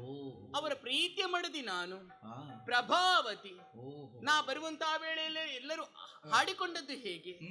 ಸತಿ ಶಿರೋಮಣಿ ಪ್ರಭಾವತಿ ಎನ್ನುವ ಹಾಗೆ. ಹೌದಪ್ಪ, ಹೇಳುವುದನ್ನು ಕೇಳಿದ್ದೇನೆ. ಸೀತೆ, ಅಹಲ್ಯೆ, ಮಂಡೋದರಿ ಇವರೆಲ್ಲರೂ ಕೂಡ ಪತಿವ್ರತ ಧರ್ಮವನ್ನೇ ಅನುಸರಿಸಿಕೊಂಡು ಬಂದವರು, ಲೋಕ ಮುಖಕ್ಕೆ ತೋರಿಸಿಕೊಟ್ಟವರು. ಅಂತೆಯೇ ನಾ ಪತಿವ್ರತೆಯ ವಿಚಾರದಲ್ಲಿ ಇಲ್ಲ ಅಂತ ಹೇಳಿದ್ರು ಕೂಡ ಅವರ ಆದರ್ಶವನ್ನೇ ಮಾದರಿಯಾಗಿ ಇರಿಸಿಕೊಂಡು ಬಂದವಳು ನಾನು. ಪತಿಯ ಅರ್ಧ ಸತಿ, ಸತಿಯರ್ಧ ಪತಿ ಎನ್ನುವುದನ್ನು ನಾ ಆದರ್ಶ ಮುಖವಾಗಿ ತೋರಿಸಿಕೊಂಡು ಬಂದವಳಿದ್ದೇನೆ. ನಾ ಬಂದಂತಹ ವೇಳೆಯಲ್ಲಿ ನನ್ನ ಅತ್ತೆ ಮಾವಂದಿರು ಹಂಸಧ್ವಜ ಮತ್ತು ಸುಗರ್ಭಾದೇವಿ ಸ್ವಂತ ಮಗಳಂತೆ ನೋಡಿಕೊಂಡು ಬಂದವರಿದ್ದಾರೆ. ಅವರಲ್ಲಿ ನನ್ನ ತಂದೆ ತಾಯಿಯನ್ನು ನೋಡಿಕೊಂಡು ಬಂದವಳಿದ್ದೇನೆ. ಎಳ್ಳಿನಿತು ಕೊರತೆಯನ್ನು ಮಾಡಿದವರು ಅವರಲ್ಲ, ಯಾವುದೇ ರೀತಿಯ ಪ್ರೀತಿಯಲ್ಲಿ ಕೊರತೆಯನ್ನು ಮಾಡಿದವರು ಅವರಲ್ಲ. ಆದರೆ ಇನ್ನು ಎಂದಿನಂತೆ ನಾನಿಂದಿಲ್ಲ. ಶೃಂಗಾರವನ್ನು ಮಾಡಿಕೊಂಡು ಬಂದಿದ್ದೇನೆ. ಯಾಕಾಗಿ? ಹೆಣ್ಣಾದವಳು ಶೃಂಗರಿಸುವುದು ಯಾರಿಗಾಗಿ? ತನ್ನ ಪತಿಗಾಗಿ, ಇನ್ನೊಬ್ಬರನ್ನು ಮೆಚ್ಚಿಸುವುದಕ್ಕಲ್ಲ. ಆದ್ರೆ ಎಂದಿನಂತೆ ನಾ ಹಿಂದಿರುವವಳೆ. ಆದ್ರೆ ಇನ್ನು ಸ್ವಲ್ಪ ಹೆಚ್ಚಾಗಿದೆ. ಯಾಕೆ? ಹೆಣ್ಣಿನ ಜೀವನ ಸಾರ್ಥಕವಾಗುವುದು ಯಾವಾಗ? ಯೋಗ್ಯವಂತ ಪುರುಷನ ಕೈ ಹಿಡಿದಾಗವಲ್ಲಿ. ಈ ವಿಚಾರದಲ್ಲಿ ನಾನು ಯೋಗ್ಯವಂತಲೇ ಸರಿ, ಸಾರ್ಥಕಗೊಳಿಸಿದವಳೇ ಸರಿ. ಹೆಣ್ಣಿನ ಜೀವನ ಪರಿಪೂರ್ಣವಾಗುತ್ತದೆ ಯಾವಾಗ ಅಂತ ಕೇಳಿದ್ರೆ ಒಂದು ಮಗುವಿಗೆ ಜನ್ಮವನ್ನು ಕೊಟ್ಟಾಗ ಮಾತ್ರವಂತೆ. ಈ ವಿಚಾರದಲ್ಲಿ ನಾವು ಹಿಂದುಳಿದಿದ್ದೇವೆ. ಮದುವೆಯಾಗಿ ಸಮಯ ಕಳೆದು ಹೋದ್ರೂ ಕೂಡ ಸಂತಾನ ಎನ್ನುವುದು ನಮ್ಮ ಪಾಲಿಗೆ ಒದಗಿ ಬರಲಿಲ್ಲ. ಹಾಗಾಗಿ ಈ ಶೃಂಗಾರವನ್ನು ಮಾಡಿಕೊಂಡಿದ್ದೇನೆ. ಇದರಲ್ಲಿ ನನ್ನ ಮನಸ್ಸಿನ ಅಭಿಪ್ರಾಯ ಏನು, ನನ್ನ ಮನಸ್ಸಿನ ಆಸೆ ಏನು ಎನ್ನುವುದನ್ನು ನನ್ನ ಪತಿದೇವರು ಅರ್ಥ ಮಾಡಿಕೊಳ್ಳಬೇಕು. ಅವರ ಬರುವಿಕೆಗಾಗಿ ನಿರೀಕ್ಷೆಯಲ್ಲಿದ್ದೇನೆ. ನೋಡೋಣ, ಅವರು ಬರುವಂತಹ ವೇಳೆಯಲ್ಲಿ ಅವರಿಗೆ ಎದುರಾಗುತ್ತೇನೆ.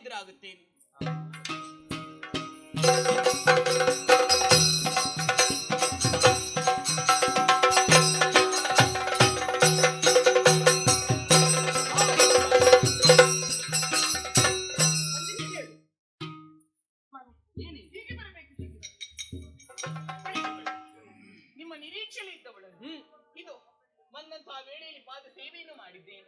ಪಾದೋದಕವನ್ನು ತೀರ್ಥ ಎನ್ನುವ ಹಾಗೆ ಸ್ವೀಕರಿಸಿದ್ದೇನೆ, ವಂದಿಸಿಕೊಂಡಿದ್ದೇನೆ. ಶುಭವಾಗಲಿ. ಏನು ಸ್ವಾಮಿ ಇದು? ಏನು? ಕೇವಲ ಶುಭವಾಗಲಿ. ಮತ್ತೇನು ಬೇಕೆ? ಏನಾದ್ರೂ ಆಶೀರ್ವಾದವನ್ನು ಮಾಡುವುದಪ್ಪ. ಈಗ ಸುಮಂಗಲಿ ಭವ ಎನ್ನಬೇಕು ಅಂತಾದ್ರೆ ಅದು ನನಗೆ ನಾನು ಆಶೀರ್ವಾದ ಮಾಡಿಕೊಂಡಾಗ ಅದು ಹಾಗಾಗುತ್ತದೆ. ಮತ್ತೇನು ಹೇಳಬೇಕು? ಅಷ್ಟ ಸಂತಾನ ಪ್ರಾಪ್ತಿರಸ್ತು. ಅದು ನನ್ನಿಂದಲೇ ಸಾಧ್ಯವಲ್ವೇನೆ? ಓ, ಅದು ಆಗುವುದಿಲ್ಲ. ಹಾಗಿದ್ರೆ ನನಗೆ ಆಶೀರ್ವಾದ ಇರುವ ಸ್ವಾಮಿ. ಯಾವ ರೀತಿಯ ಆಶೀರ್ವಾದ? ಹೇಗೆ? ಈ ರೀತಿಯ ಆಶೀರ್ವಾದವಲ್ವೇ ಮತ್ತೆ? ಗಂಡ ಹೆಂಡತಿಯರಿಗೆ ಇರಬೇಕಾದಂತಹ ಆಶೀರ್ವಾದ ಪ್ರೀತಿಯ ಆಲಂಬನೆ. ಸಂತೋಷವಾಯಿತು ಸ್ವಾಮಿ. ಏನು ಸ್ವಾಮಿ ಕೈಯಲ್ಲಿ ಬಿಲ್ಲು ಬಾಣವನ್ನು ಹಿಡಿದುಕೊಂಡಿದ್ದೆ, ಆದ್ರೆ ಇದು ಎಲ್ಲಿಗೆ ಹೊರಟಿದ್ದೀರಿ ಎನ್ನುವುದು ಅರ್ಥವಾಗುತ್ತಾ ಇದೆ. ಹಾಗಾಗಿ ಕೇಳ್ತಾ ಇದ್ದೇನೆ, ಆವಲಿಗೆ ಪಯಣವಯ್ಯ ಪ್ರಾಣಕಾಂತ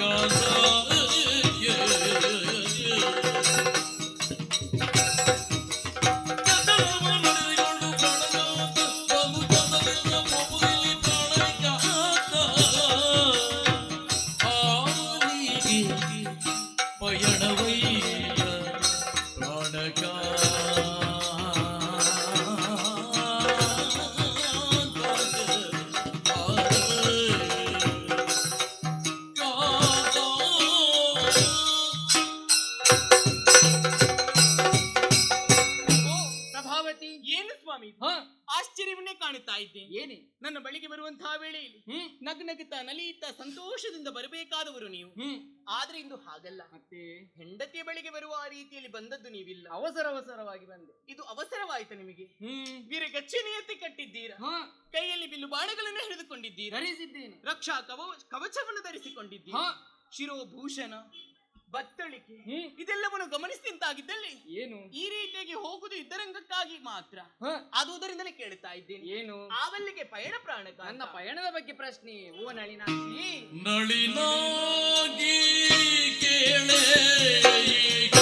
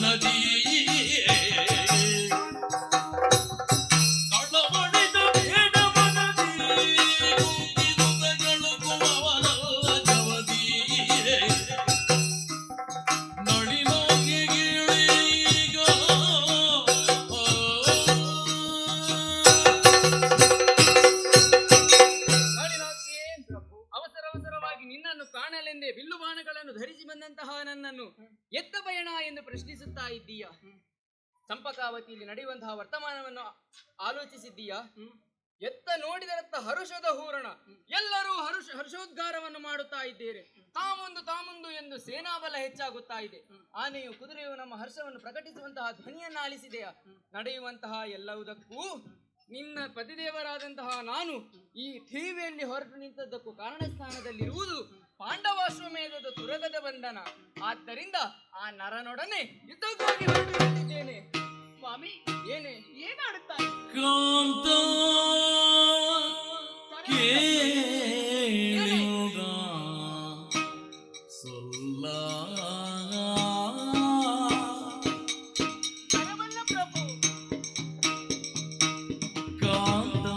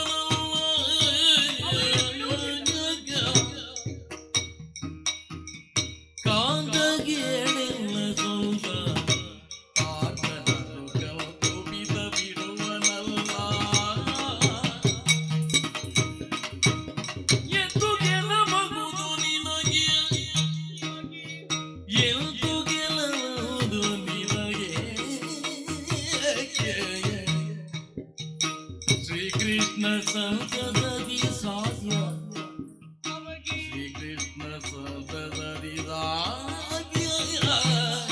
ಮಗೆ ಕಾಂತ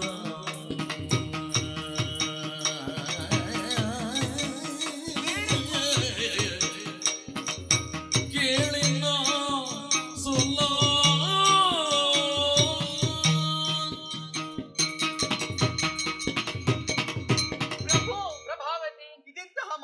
ಬಿಟ್ಟಿರಿ. ಏನಾಯ್ತು? ಕರ್ಣ ಕಠೋರವಾದಂತಹ ವಾರ್ತೆಯನ್ನೇ ಕೇಳಿಬಿಟ್ಟೆ ಪ್ರಭು. ಹಾಗಾಯ್ತು. ಮತ್ತೇನಿದೆ, ಸಂತೋಷದಲ್ಲಿ ಕಾಲವನ್ನು ಕಲಿಬೇಕೆನ್ನುವ ಹಾಗೆ ಹ್ಮ್. ನಿಮ್ಮ ನಿರೀಕ್ಷೆಯಲ್ಲಿ ಇದ್ದವಳು ನಾನು. ಹ. ನನ್ನ ನಿರೀಕ್ಷೆ ಹುಸಿಯಾಗುತ್ತಾ ಉಂಟಲ್ಲ ಸ್ವಾಮಿ. ಹೌದೇ? ಮತ್ತೇನನ್ನು ಆಡುತ್ತಾ ಇದ್ದೀರಲ್ಲ? ಹ್ಮ್. ಬಂದಂತ ಅಪಾರ್ಥರ ಜೊತೆಗೆ ಸೆಣಸಾಡುತ್ತೇನೆ, ಗೆಲ್ಲುತ್ತೇನೆ ಎನ್ನುವ ಹಾಗೆ ಆಡುತ್ತಾ ಇದ್ದೀರಲ್ಲ. ಸತ್ಯ. ಖಂಡಿತವಾಗಿಯೂ ಆತರ ಜೊತೆಗೆ ಯುದ್ಧವನ್ನು ಮಾಡಿ ನೀವು ಗೆಲ್ಲಬಹುದು. ಅದರಲ್ಲಿ ಎರಡು ಮಾತಿಲ್ಲ. ಒಂದೊಮ್ಮೆಗೆ ಆ ಪಾರ್ಥ ಸೋತರು ಎಂತಾಗಿದ್ದಲ್ಲಿ ಆತನ ಬೆಂಗಾವಲಿಗೆ ಬರುವವನು ಯಾರು ಪ್ರಭು? ಯಾರು? ಶ್ರೀಕೃಷ್ಣ ಪರಮಾತ್ಮ. ಓಹೋ. ಅಂದೇ ಮಾತನ್ನು ಕೊಟ್ಟಿದ್ದಾನೆ, ಮಮ್ಮ ಪ್ರಾಣಾಯ ಪಾರ್ಥ ಪಾಂಡವರು ಎನ್ನುವ ಹಾಗೆ. ಆ ಮಾತನ್ನು ಎಂದೂ ಕೂಡ ತಪ್ಪಿ ನಡೆಯುವನು ಅವನಲ್ಲ.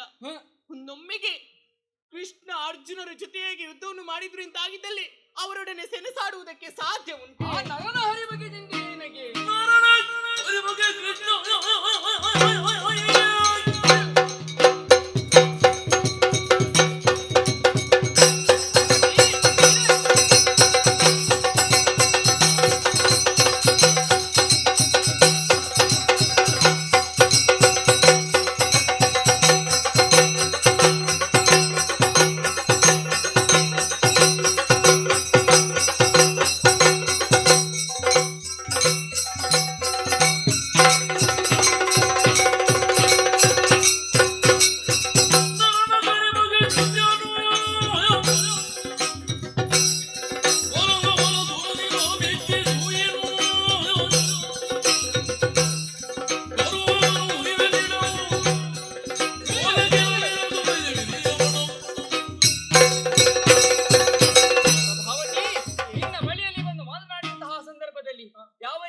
ಎಂತಹ ಆಸೆಯನ್ನು ಹೊತ್ತು ಬಂದೆ ಗೊತ್ತೇ?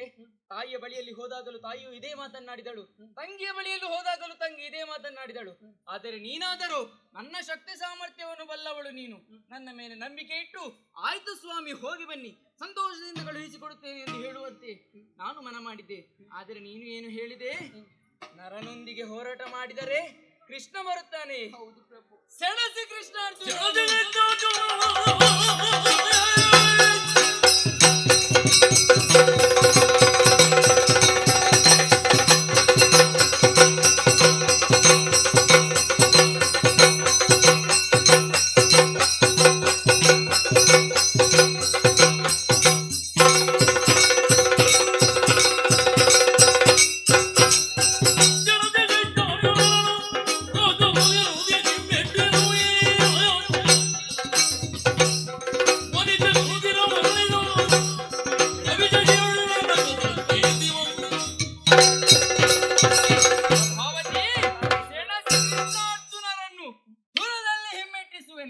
ನನ್ನ ಆಸೆ ಇರುವುದು ಅದುವೇ, ಚಂಪಕಾವತಿ ಮಣ್ಣಿಗೆ ಶ್ರೀಕೃಷ್ಣ ಸ್ವಾಮಿ ಬರಬೇಕು.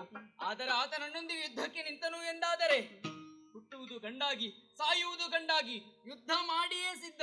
ಯುದ್ಧ ಮಾಡಿದರು ಎಂದಾದರೆ ಕಾಯ ಅಳಿದರೇನಂತೆ, ಸತ್ಕೀರ್ತಿ ಬರುವುದಲ್ವೇನೆ? ಅರಿತುಕೊಂಡೆ ಸ್ವಾಮಿ.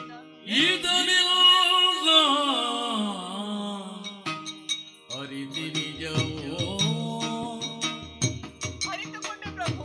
ಸುತಹೀನ ಗುದಿಸುವುದೇ ಕೈವಲ್ಯವು. ಸಿಗುವುದೇ ಸ್ವಾಮಿ.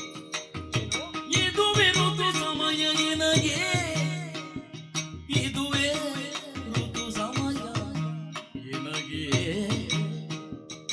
ಲಾಲಿ ಮಧುರದ ಗಾನ ಬೆಳೆ ಮಾರ್ಕೆಗೆ, ಲಾಲಿ ಮಧುರದ ಗಾನ ಬೆಳೆ ಮಾರ್ಕೆಗೆ. ಇದನ್ನೆಲ್ಲ ಅರಿತಿ, ಇದನ್ನೆಲ್ಲ ಅರಿತಿ ನಿಜವೋ.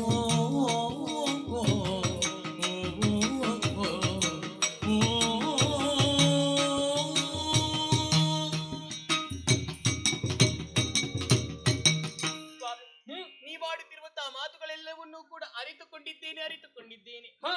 ಒಂದೊಮ್ಮೆಗೆ ನಾ ಮಡಿದಿ ಇಂತಾಗಿದ್ದಲ್ಲಿ ಕೃಷ್ಣ ಪರಮಾತ್ಮನ ಪಾದದಡಿಯಲ್ಲಿ ಮೋಕ್ಷವನ್ನು ಸಂಪಾದಿಸ್ತೇನೆ ಎನ್ನುವಂತಹ ಮಾತನ್ನಾಡಿ ಬಿಟ್ರಲ್ಲ. ಸತ್ಯ. ಹೊರಟು ನಿಂತಿರುವುದು ತನ್ನ ಸ್ವಾರ್ಥಕ್ಕಲ್ಲ, ನಮ್ಮವರಿಗೋಸ್ಕರ, ಲೋಕ ಕಲ್ಯಾಣಕ್ಕೋಸ್ಕರ ಎನ್ನುವಂತಹ ಮಾತನ್ನೇ ಆಡಿಬಿಟ್ಟಿರಲ್ಲ ಸ್ವಾಮಿ. ನೀವೇನೋ ಸುಲಭವಾಗಿ ಮಾತನ್ನಾಡಿ ಬಿಟ್ಟಿರಿ. ಆದರೆ ಮೋಕ್ಷವಾದ್ರೂ ಸಿಗುವುದು ಹೇಗೆ ಹೇಳಿ ಅಂತ. ಯಾಕೆ ಸಿಗುವುದಿಲ್ಲ? ತಿಳಿದವರೇ ಹೇಳುವುದಿಲ್ವೇ, ನಾ ಪುತ್ರ ಗತಿರ್ನಾಸ್ತಿ ಎನ್ನುವ ಹಾಗೆ. ಮಕ್ಕಳಿಲ್ಲದವರಿಗೆ ಮೋಕ್ಷ ಎನ್ನುವುದು ಪ್ರಾಪ್ತಿ ಆಗುವುದಿಲ್ವಂತೆ. ಹೌದು, ಈ ಹೊತ್ತಿಗೆ ನಮಗೆ ಮಕ್ಕಳುಂಟೇ ಹೇಳಿ ಅಂತೆ. ಇಲ್ಲವಲ್ಲ, ನೀವೊಂದೊಮ್ಮೆಗೆ ಮಡಿದ್ರಿ ಅಂತಾಗಿದ್ದಲ್ಲಿ ಇಲ್ಲಿ ಯುವರಾಜನಾಗಿ ಮೆರೆಯುವವರು ಯಾರಿದ್ದಾರೆ? ನಿಮ್ಮ ಕೀರ್ತಿಯನ್ನು ಮುಂದುವರಿಸಿಕೊಂಡು ಹೋಗುವವರು ಯಾರಿದ್ದಾರೆ? ಹಾಗಾಗಿ ನನ್ನ ಮನಸ್ಸಿನಲ್ಲಿ ಒಂದು ಆಲೋಚನೆ ಉಂಟು ದೇವ. ಏನು? ಋತು ಸ್ನಾತಿಯಾದ ನಾನಿಂದಿಗೆ ಮಿಂದಾರು ದಿವಸ, ಇನ್ನೊಂದು ದಿವಸ ನನ್ನ ಜೊತೆಗಿದ್ದು ನಾಳೆ ಯುದ್ಧರಂಗಕ್ಕೆ ಹೋಗಬಹುದಲ್ಲ ಪ್ರಭು? ಏನು ಮಾತನಾಡುತ್ತಾ ಇದ್ದೀಯ? ಅದು ಆಗುವ ಮಾತೆ. ನೊಡನೆ ದಿನಗಳೆಯಲು ನನಗೆ ಪಿತನಾಗಿಯುವುದು ತನಗಿಯುವುದು ಕೇಳುವ.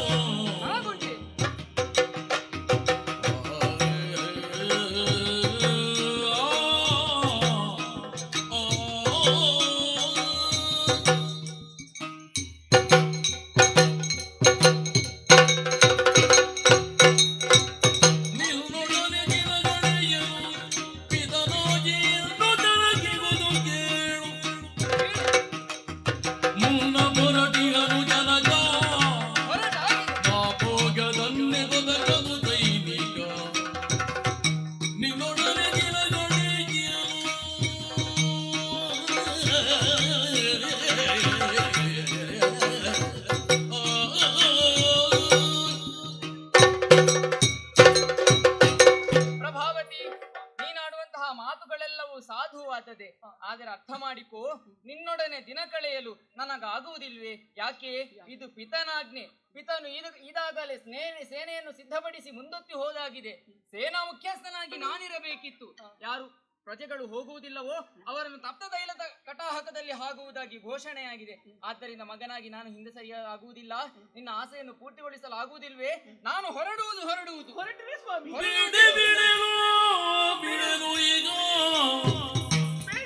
ಎನ್ನ ಗೂಡೊಳಗೂಡು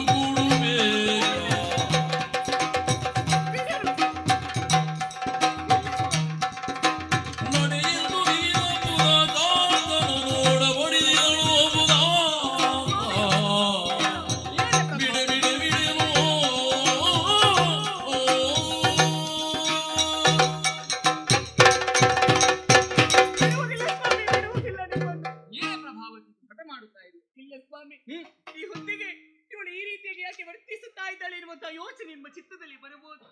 ಇದು ನನಗಾಗಿ ಕೇಳಿಕೊಳ್ಳುವುದಲ್ಲ ಸ್ವಾಮಿ, ಮತ್ತೆ ನನ್ನ ದೈಹಿಕ ಸುಖಕ್ಕಾಗಿ ಕೇಳಿಕೊಳ್ಳುವುದಲ್ಲ. ಇಲ್ಲಿಗೆ ಬರುವಂತಹ ವೇಳೆಯಲ್ಲಿ ಅತ್ತೆಯವರಿಗೆ ಮಾತನ್ನು ಕೊಟ್ಟಿದ್ದೇನೆ. ವಂಶವನ್ನು ಉದ್ಧರಿಸುವುದಕ್ಕಾಗಿ ನಾ ಮುಂದಾಗುತ್ತೇನೆ, ಒಬ್ಬ ಪುತ್ರನನ್ನು ನಿಮಗೆ ನೀಡುತ್ತೇನೆ ಎನ್ನುವ ಹಾಗೆ. ಈ ಹೊತ್ತಿಗೆ ನನ್ನ ಮಾತೆಲ್ಲವೂ ಬಂಜಿಯಾಗಿ ಹೋಗುತ್ತದೆ. ಸ್ವಾಮಿ, ನನ್ನ ಮನಸ್ಸಿನ ವಿಚಾರವನ್ನು ಅರ್ಥ ಮಾಡಿಕೊಳ್ಳಿ ಪ್ರಭು. ಪ್ರಭಾವತಿ, ಆಲೋಚನೆ ಮಾಡುವುದಕ್ಕೆ ಸಮಯವನ್ನು ಕೊಡಿ. ಹೀಗೆ ಬಾ, ಹೀಗೆ ಬಾ. ಏನು ಮಾಡಲಿ, ಏನು ಮಾಡಲಿ? ಸತಿಗೆ ಚೋಡಜದ ಋತು ಸಮಯ ಹೌದಲ್ಲ? ಏಕಾದಶಿ ವೃತ ಅಲಂಕ್ಯಗಾದ ಮಿನಿತೊಂದು ದಿನ ಸಂಗತ ಮಾದೊಡಿಲ್ತು ಕರ್ತವ್ಯಮಿನಿ ಪೈತೃಕದ ಶೇಷಾನ ಆಗ್ರಾಣಿಸಿ ಹಾಗೆ ಮಾಡುತ್ತೇನೆ. ಕೃತ ಭೋಜಮಾದಬುದು ನಡುವಿರುಳ್ ಕಳೆದ ವನಿತೆಯ ನೊಡಗೂಡಬಹುದು. ಅದರಿಂದ ಧರ್ಮ ಪದ್ಧತಿಯ ಈಕ್ಷಿಸಲ್ ಇವಡಲಿಂದು ಮೀರುವುದು ಮತವಲ್ಲವಿಲ್ಲದವ ತಿಳಿದನು. ಸತಿಗೆ ಚೋಡಸದ ಋತು ಸಮಯ ಏಕಾದಶಿ ವೃತ ಮಲಂಗ್ಯ ಶ್ರಾದ್ದ ಇನಿತೊಂದು ದಿನವೇ ಸಂಗತ ಮಾತೊಡೆಂದು ಕರ್ತವ್ಯಮಿನಿ ಪೈತೃಕದ ಶೇಷಾನ ಆಗ್ರಾಣಿದೆ. ಕೃತ ಭೋಜ್ಯಮಾದಬಹುದು ನಡುವಿರುಳ್ ಕಳೆದ ಆವನಿತೆಯ ನೊಡಗೂಡಬಹುದರಿಯುದ ಧರ್ಮವಾದ ಇವಡಲಿಂದು ಅವಳಲಿಂದು ಮೀರುವುದು ಮತವಲ್ಲೆಂದನು ತಿಳಿದನು.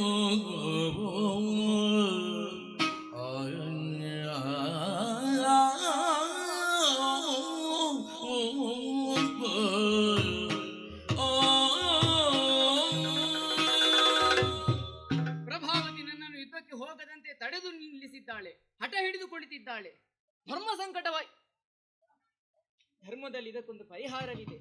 ಒಂದೊಮ್ಮೆಗೆ ಪಿತೃಶ್ರಾದ್ದ, ಏಕಾದಶಿ ವೃತ, ಮಿಂದು 16ನೇ ದಿನ ಹೊಂದಿದ ಸತಿಯ ಬಯಕೆ, ಇದು 3 ಒಂದೇ ದಿವಸ ಬಂದವು ಎಂದಾದರೆ ಏನು ಮಾಡುವುದು? ಪಿತೃಶ್ರಾದ್ದದ ಶೇಷಾನ್ನವನ್ನು ಭುಂಜಿಸಲೇಬೇಕು. ಆದರೆ ಏಕಾದಶಿ ವೃತದ ಉಪವಾಸವನ್ನು ಪರಿಪಾಲಿಸಬೇಕು. ಏನು ಮಾಡುವುದು? ಧರ್ಮದಲ್ಲಿ ಪರಿಹಾರವಿದೆ. ಪಿತೃಶ್ರಾದ್ದದ ಶೇಷಾನ್ನವನ್ನು ಭುಂಜಿಸಲೇಬೇಕಾಗಿಲ್ಲ, ಕೇವಲ ಆಘ್ರಾಣಿಸಿದರೆ ಭುಂಜಿಸಿದ ಫಲ. ಅಲ್ಲಿಗೆ ಪಿತೃಶ್ರಾದ್ದವೂ ಆಯಿತು, ಏಕಾದಶಿ ವೃತದ ಉಪವಾಸವೂ ಆಯಿತು. ಮಿಂದು 16ನೇ ದಿನ ಹೊಂದಿದಂತಹ ಸತಿಯನ್ನು ನಡುವಿರುಳು ಕಳಿದ ಬಳಿಕ ಕೂಡಬಹುದಂತೆ. ಇದುವೇ ಧರ್ಮವು ನೀಡಿದಂತಹ ಉತ್ತರ. ಆದ್ದರಿಂದ ಇಂದು ಪ್ರಭಾವತಿಯ ಜೊತೆಗಿದ್ದು ನಡುವಿರುಳು ಕಳಿದ ಬಳಿಕ ಸೇನೆಯನ್ನು ಸೇರುತ್ತೇನೆ. ಪ್ರಭಾವತಿ, ನಿನ್ನ ಆಸೆಯನ್ನು ಈಡೇರಿಸುತ್ತೇನೆ. ಹೇಗೆ ಬಾರಿ, ಹೇಗೆ ಬರ.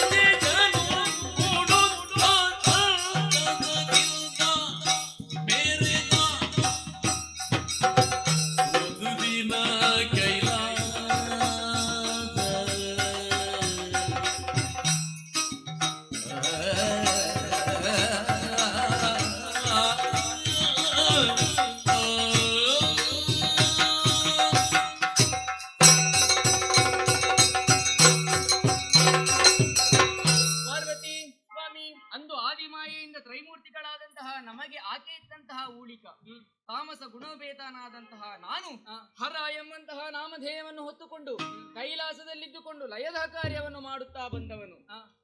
ಪಾರ್ವತಿಯಾದಂತಹ ನಿನ್ನ ಸೇವೆ, ನಂದಿಯ ವಾಹನನಾದಂತಹ ನಿರತ ಕೈಂಕರ್ಯ, ದುರಿತಗಳನ್ನು ದೂರ ಮಾಡುವಂತಹ ಲೋಕವಿದು ಕೈಲಾಸ ಎಂದೇ ಹೆಸರನ್ನು ಪಡೆದಿದೆ.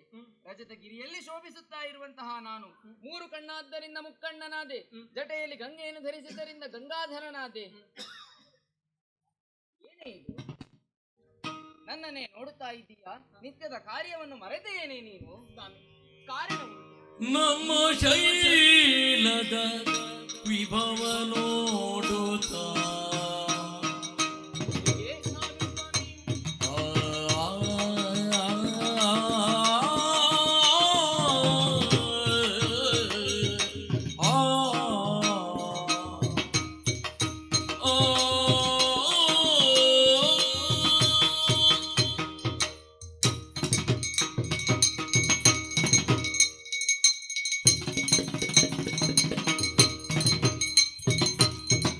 ನಮ್ಮ ಶೈಲದ ವಿಭವ ನೋಡುತ್ತಾ ನಿರ್ಮಲದಿಯಾನಂದವಾಗಿದೆ,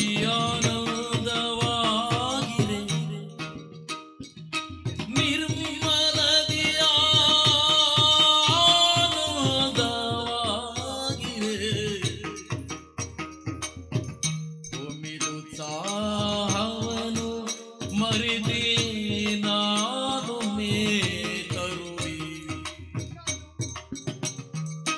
ನಮ್ಮ ಶೈಲದ ವಿಭವ ನೋಡುತ್ತ ನಿರ್ಮಲದಿ ನಾನಿರ್ದೆ ತಡೆಯದೆ ನಿಮ್ಮ ಕೈ ದಿಪ್ಪಿಗೆ ಭೂತಿಯರು ಮೇತರುವೆ.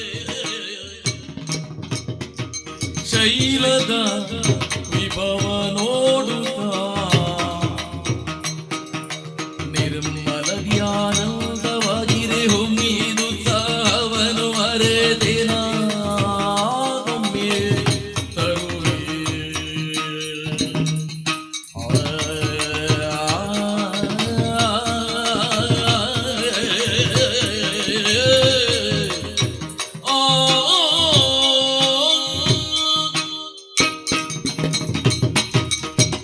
ಪ್ರಭು, ಸತಿ ಪಾರ್ವತಿ, ಯಾಕೆ ಈ ರೀತಿಯಾಗಿ ಆಯ್ತು ನಾನಂತೂ ಅರಿಯೇ. ಏನಾಯ್ತೆ? ನಮ್ಮದಾದಂತ ಕೈಲಾಸ ಲೋಕದ ಸುಭಗನ್ನು ಕಾಣುತ್ತಾ ಒಂದೊಮ್ಮೆಗೆ ಮೈಮರೆತದ್ದು ಸತ್ಯ, ನೋಡಬೇಕಾದದ್ದೇ ಸತ್ಯ. ಎಂದಿನಂತೆ ಇಂದಲ್ಲ, ನಿತ್ಯ ನೂತನವಾದಂತ ಲೋಕ ಯಾವುದು ಅಂತ ಕೇಳಿದ್ರೆ ಅದು ಭೂಲೋಕ ಬಂತೆ. ಅಲ್ಲೇ ಹೇಗೆ ನೋಡಿದ್ದನ್ನೇ ನೋಡಬೇಕು, ನೋಡಿದ್ದನ್ನೇ ನೋಡಬೇಕು, ಕೇಳಿದ್ದನ್ನೇ ಕೇಳಬೇಕು ಇಲ್ಲಿ. ಆಗ ಇಂದು ಈ ಕೈಲಾಸ ಇರುವುದು ನಿತ್ಯ ನೂತನವಾಗಿ ಕಂಗೊಳಿಸುತ್ತಾ ಉಂಟು. ಓಹೋ, ಎಲ್ಲಿ ನೋಡಿದ್ರೂ ಕೂಡ ಪಂಚಾಕ್ಷರಿ ಮಂತ್ರವೇ ಕೇಳಿಸುತ್ತಾ ಉಂಟು. ಓಂ ನಮ ಶಿವಾಯ, ಓಂ ನಮ ಶಿವಾಯ ಎನ್ನುವ ಹಾಗೆ ಮಾತ್ರವಲ್ಲ, ಅದೆಷ್ಟೋ ಸನ್ಯಾಸಿ ವೃಂದ ನಿಮ್ಮ ಭಜನೆಯನ್ನೇ ಮಾಡುತ್ತಾ ಇದ್ದಾರೆ, ನಿಮ್ಮನ್ನು ಆರಾಧಿಸುತ್ತಾ ಇದ್ದಾರೆ. ಒಂದು ಕಡೆಯಲ್ಲಿ ನೋಡಿದ್ರೆ ಅದೆಷ್ಟೋ ಗಣಗಳು ಇವರ ಚಂದವನ್ನು ಕಾಣುತ್ತಾ ಮೈ ಮರೆತದ್ದು ಸತ್ಯ. ಎಲ್ಲದರ ಚಂದವನ್ನು ಕಾಣುತ್ತಾ ಮೈಮರೆಯುತ್ತಾ ಇದ್ದೀಯಾ?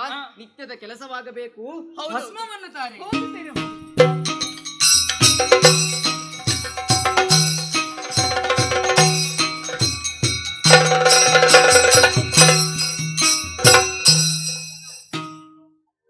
ಹರನು ಭಸ್ಮವಗೊಳ್ಳುತ್ತ ಮರ್ದಿದೆ, ಕರಳನು ಕಂಡು ಪುರಹರ ಪರಿತ ವಿಸ್ಮಯದಿಂದ ಗಿರಿಯೊಳುರಿದ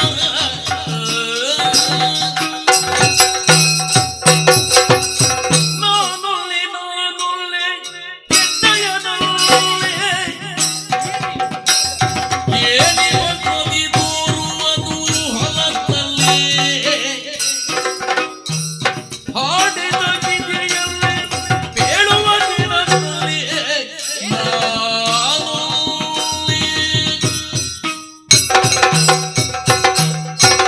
ಇನ್ನು ಹೊಸದನವನ್ನು ಕಂಡೆ ನಿನ್ನಲ್ಲಿ ಎಂದು ಕೆಲಸವನ್ನು ಶೀಘ್ರದಲ್ಲಿ ಮಾಡುವವಳು ನೀನು. ಇಂದು ರಥದಗಿರಿಯ ವೈಭವವನ್ನೇ ಕಾಣುತ್ತಾ ಇದ್ದೀಯಾ? ಹಾಗೆಂದು ಭಸ್ಮವನ್ನು ತಂದಿದೀಯಾ? ಮರ್ತಿಸುವಂತಹ ಏನನ್ನು ಕಾಣುತ್ತಾ ಇದ್ದೇನೆ ನಾನು? ಏನು ಸ್ವಾಮಿ? ಹರಳೊಂದನ್ನು ಕಾಣುತ್ತಾ ಇದ್ದೇನೆ. ಈ ಹರಳು ಇಲ್ಲಿ ಇರುವುದೇ ಖಂಡಿತವಾಗಿಯೂ ಇಲ್ಲ. ಇದನ್ನು ಎಸೆಯುತ್ತೇನೆ. ಸ್ವಾಮಿ ಬೇಡ ಬೇಡ, ಈ ಕಲ್ಲನ್ನು ಎಸೆದ್ರೆ ಎಂದಾಗಿದ್ದಲ್ಲಿ ಲೋಕ ಕಂಟಕವಾಗುತ್ತದೆ. ಯಾಕೆ ಸ್ವಾಮಿ? ಕಾಂತ ಕೇಳಿದಿಗೇಳು ಏನೇ ನಾನೆಂಬ ನುಡಿಯಾಗ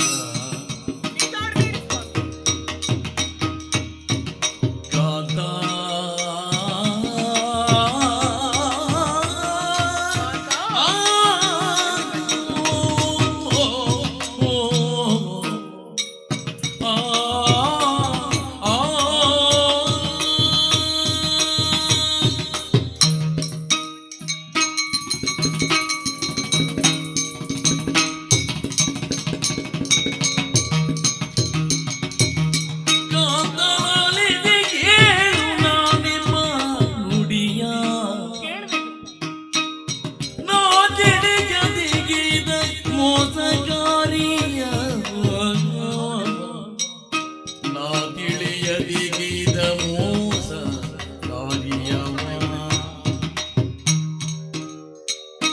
ಚಿಂತೆಯ ತೋಡಗೆ ಜಮಿಸಬೇಕಯ್ಯ ಚಿಂತೆಯ ತೋಡಗೆ ಜಮಿಸಬೇಕಯ್ಯ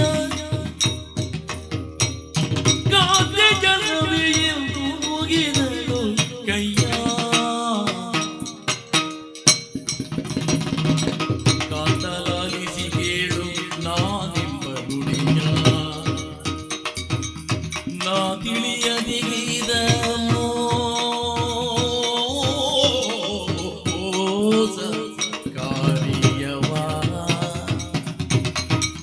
ಕಾಂತ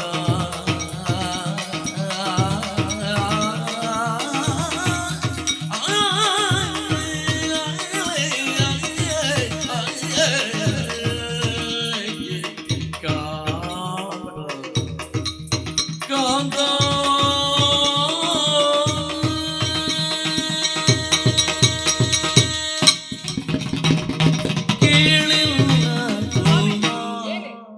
ಆ ರೀತಿಗೆ ಮಾಡು. ಈ ಹೊತ್ತಿಗೆ ನನ್ನ ತಪ್ಪಿನ ಪ್ರಾಯಶ್ಚಿತ್ತ ನನಗಾಗುತ್ತಾ ಉಂಟು. ಹೌದು. ಯಾಕೋ ಏನೋ ಗೊತ್ತಿಲ್ಲ, ಹೆಚ್ಚೆಚ್ಚಿಗೂ ಕೂಡ ತಪ್ಪನ್ನೇ ಮಾಡುತ್ತಾ ಇದ್ದೇನೆ. ಆದ್ರೆ ಒಂದೊಮ್ಮೆಗೆ ಈ ಅರಳನ್ನು ನೀವು ಎಸೆಯುವುದಕ್ಕಾಗಿ ಮುಂದಾದ್ರೆ ಅಂತ ಆಗಿದ್ದಲ್ಲಿ ಲೋಕ ಕಂಟಕವೇ ಆಗಿ ಹೋಗುತ್ತದೆ. ಲೋಕದ ರಕ್ಷಕನಾದಂತ ನಿಮ್ಮ ಕರ ಸ್ಪರ್ಶವಾಗಿದೆ, ಹೆಚ್ಚಾಗಿ ಜಗ ಜನನಿಯಾದಂತ ನನ್ನ ಕರ ಸ್ಪರ್ಶವಾಗಿದೆ. ಈ ಅರಳು ಭೂಲೋಕವನ್ನು ಸೇರಿತು ಎಂತಾಗಿದ್ದಲ್ಲಿ ಲೋಕ ಕಂಟಕವಾಗುವುದಿಲ್ವೇ ಪ್ರಭು? ಪಾರ್ವತಿ, ತ್ರೈಮೂರ್ತಿಗಳಲ್ಲಿ ಒಬ್ಬನಿಗ ನಾನಿದ್ದೇನೆ, ನನಗೂ ಶಕ್ತಿ ಸಾಮರ್ಥ್ಯವಿದೆ. ಆದ್ದರಿಂದ ಅಂಜಬೇಡ, ಕೈಯಲ್ಲಿದ್ದಂತಹ ಹರಳನ್ನು ಎಸೆದಿದ್ದೇನಂತೆ. ಅದರಿಂದ ಯಾರದ್ದು ಹುಟ್ಟಾಗುತ್ತಾ ಇರುವಂತಹ ಸಂಭವವಿದೆ. ಮುಂದೇನಾಗುತ್ತದೆಯೋ ಕಾದು ನೋಡೋಣ.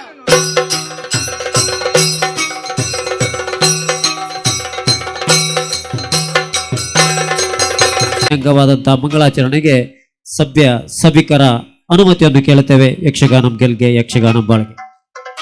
ಕೋಪಗುಡೀರ ಭಯೋಗೃತ ಜೋರ ಜನಬೋಧ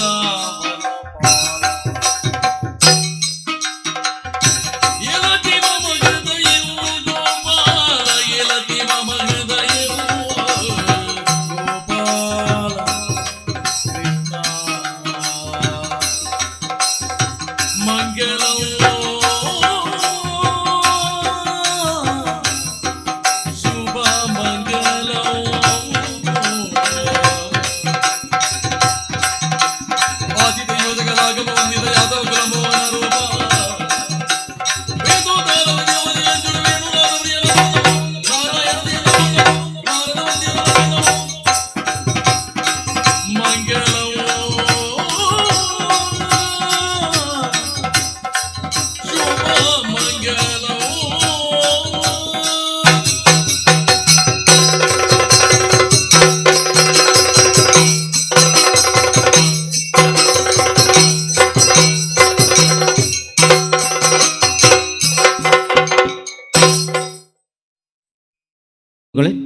ಇಷ್ಟವರೆಗೆ ನಡೆಸಿಕೊಟ್ಟಂತಹ ಯಕ್ಷಗಾನ ಕಾರ್ಯಕ್ರಮವನ್ನು ವೀಕ್ಷಿಸಿದಂತಹ ಕಲಾಭಿಮಾನಿ ಬಂಧುಗಳಿಗೂ ಹಾಗೂ ಭಗವದ್ಭಕ್ತ ಬಾಂಧವರಿಗೂ ಈ ತಂಡದ ಪರವಾಗಿ ಹೃತ್ಪೂರ್ವಕವಾಗಿ ಧನ್ಯವಾದವನ್ನು ಅರ್ಪಿಸ್ತೇವೆ.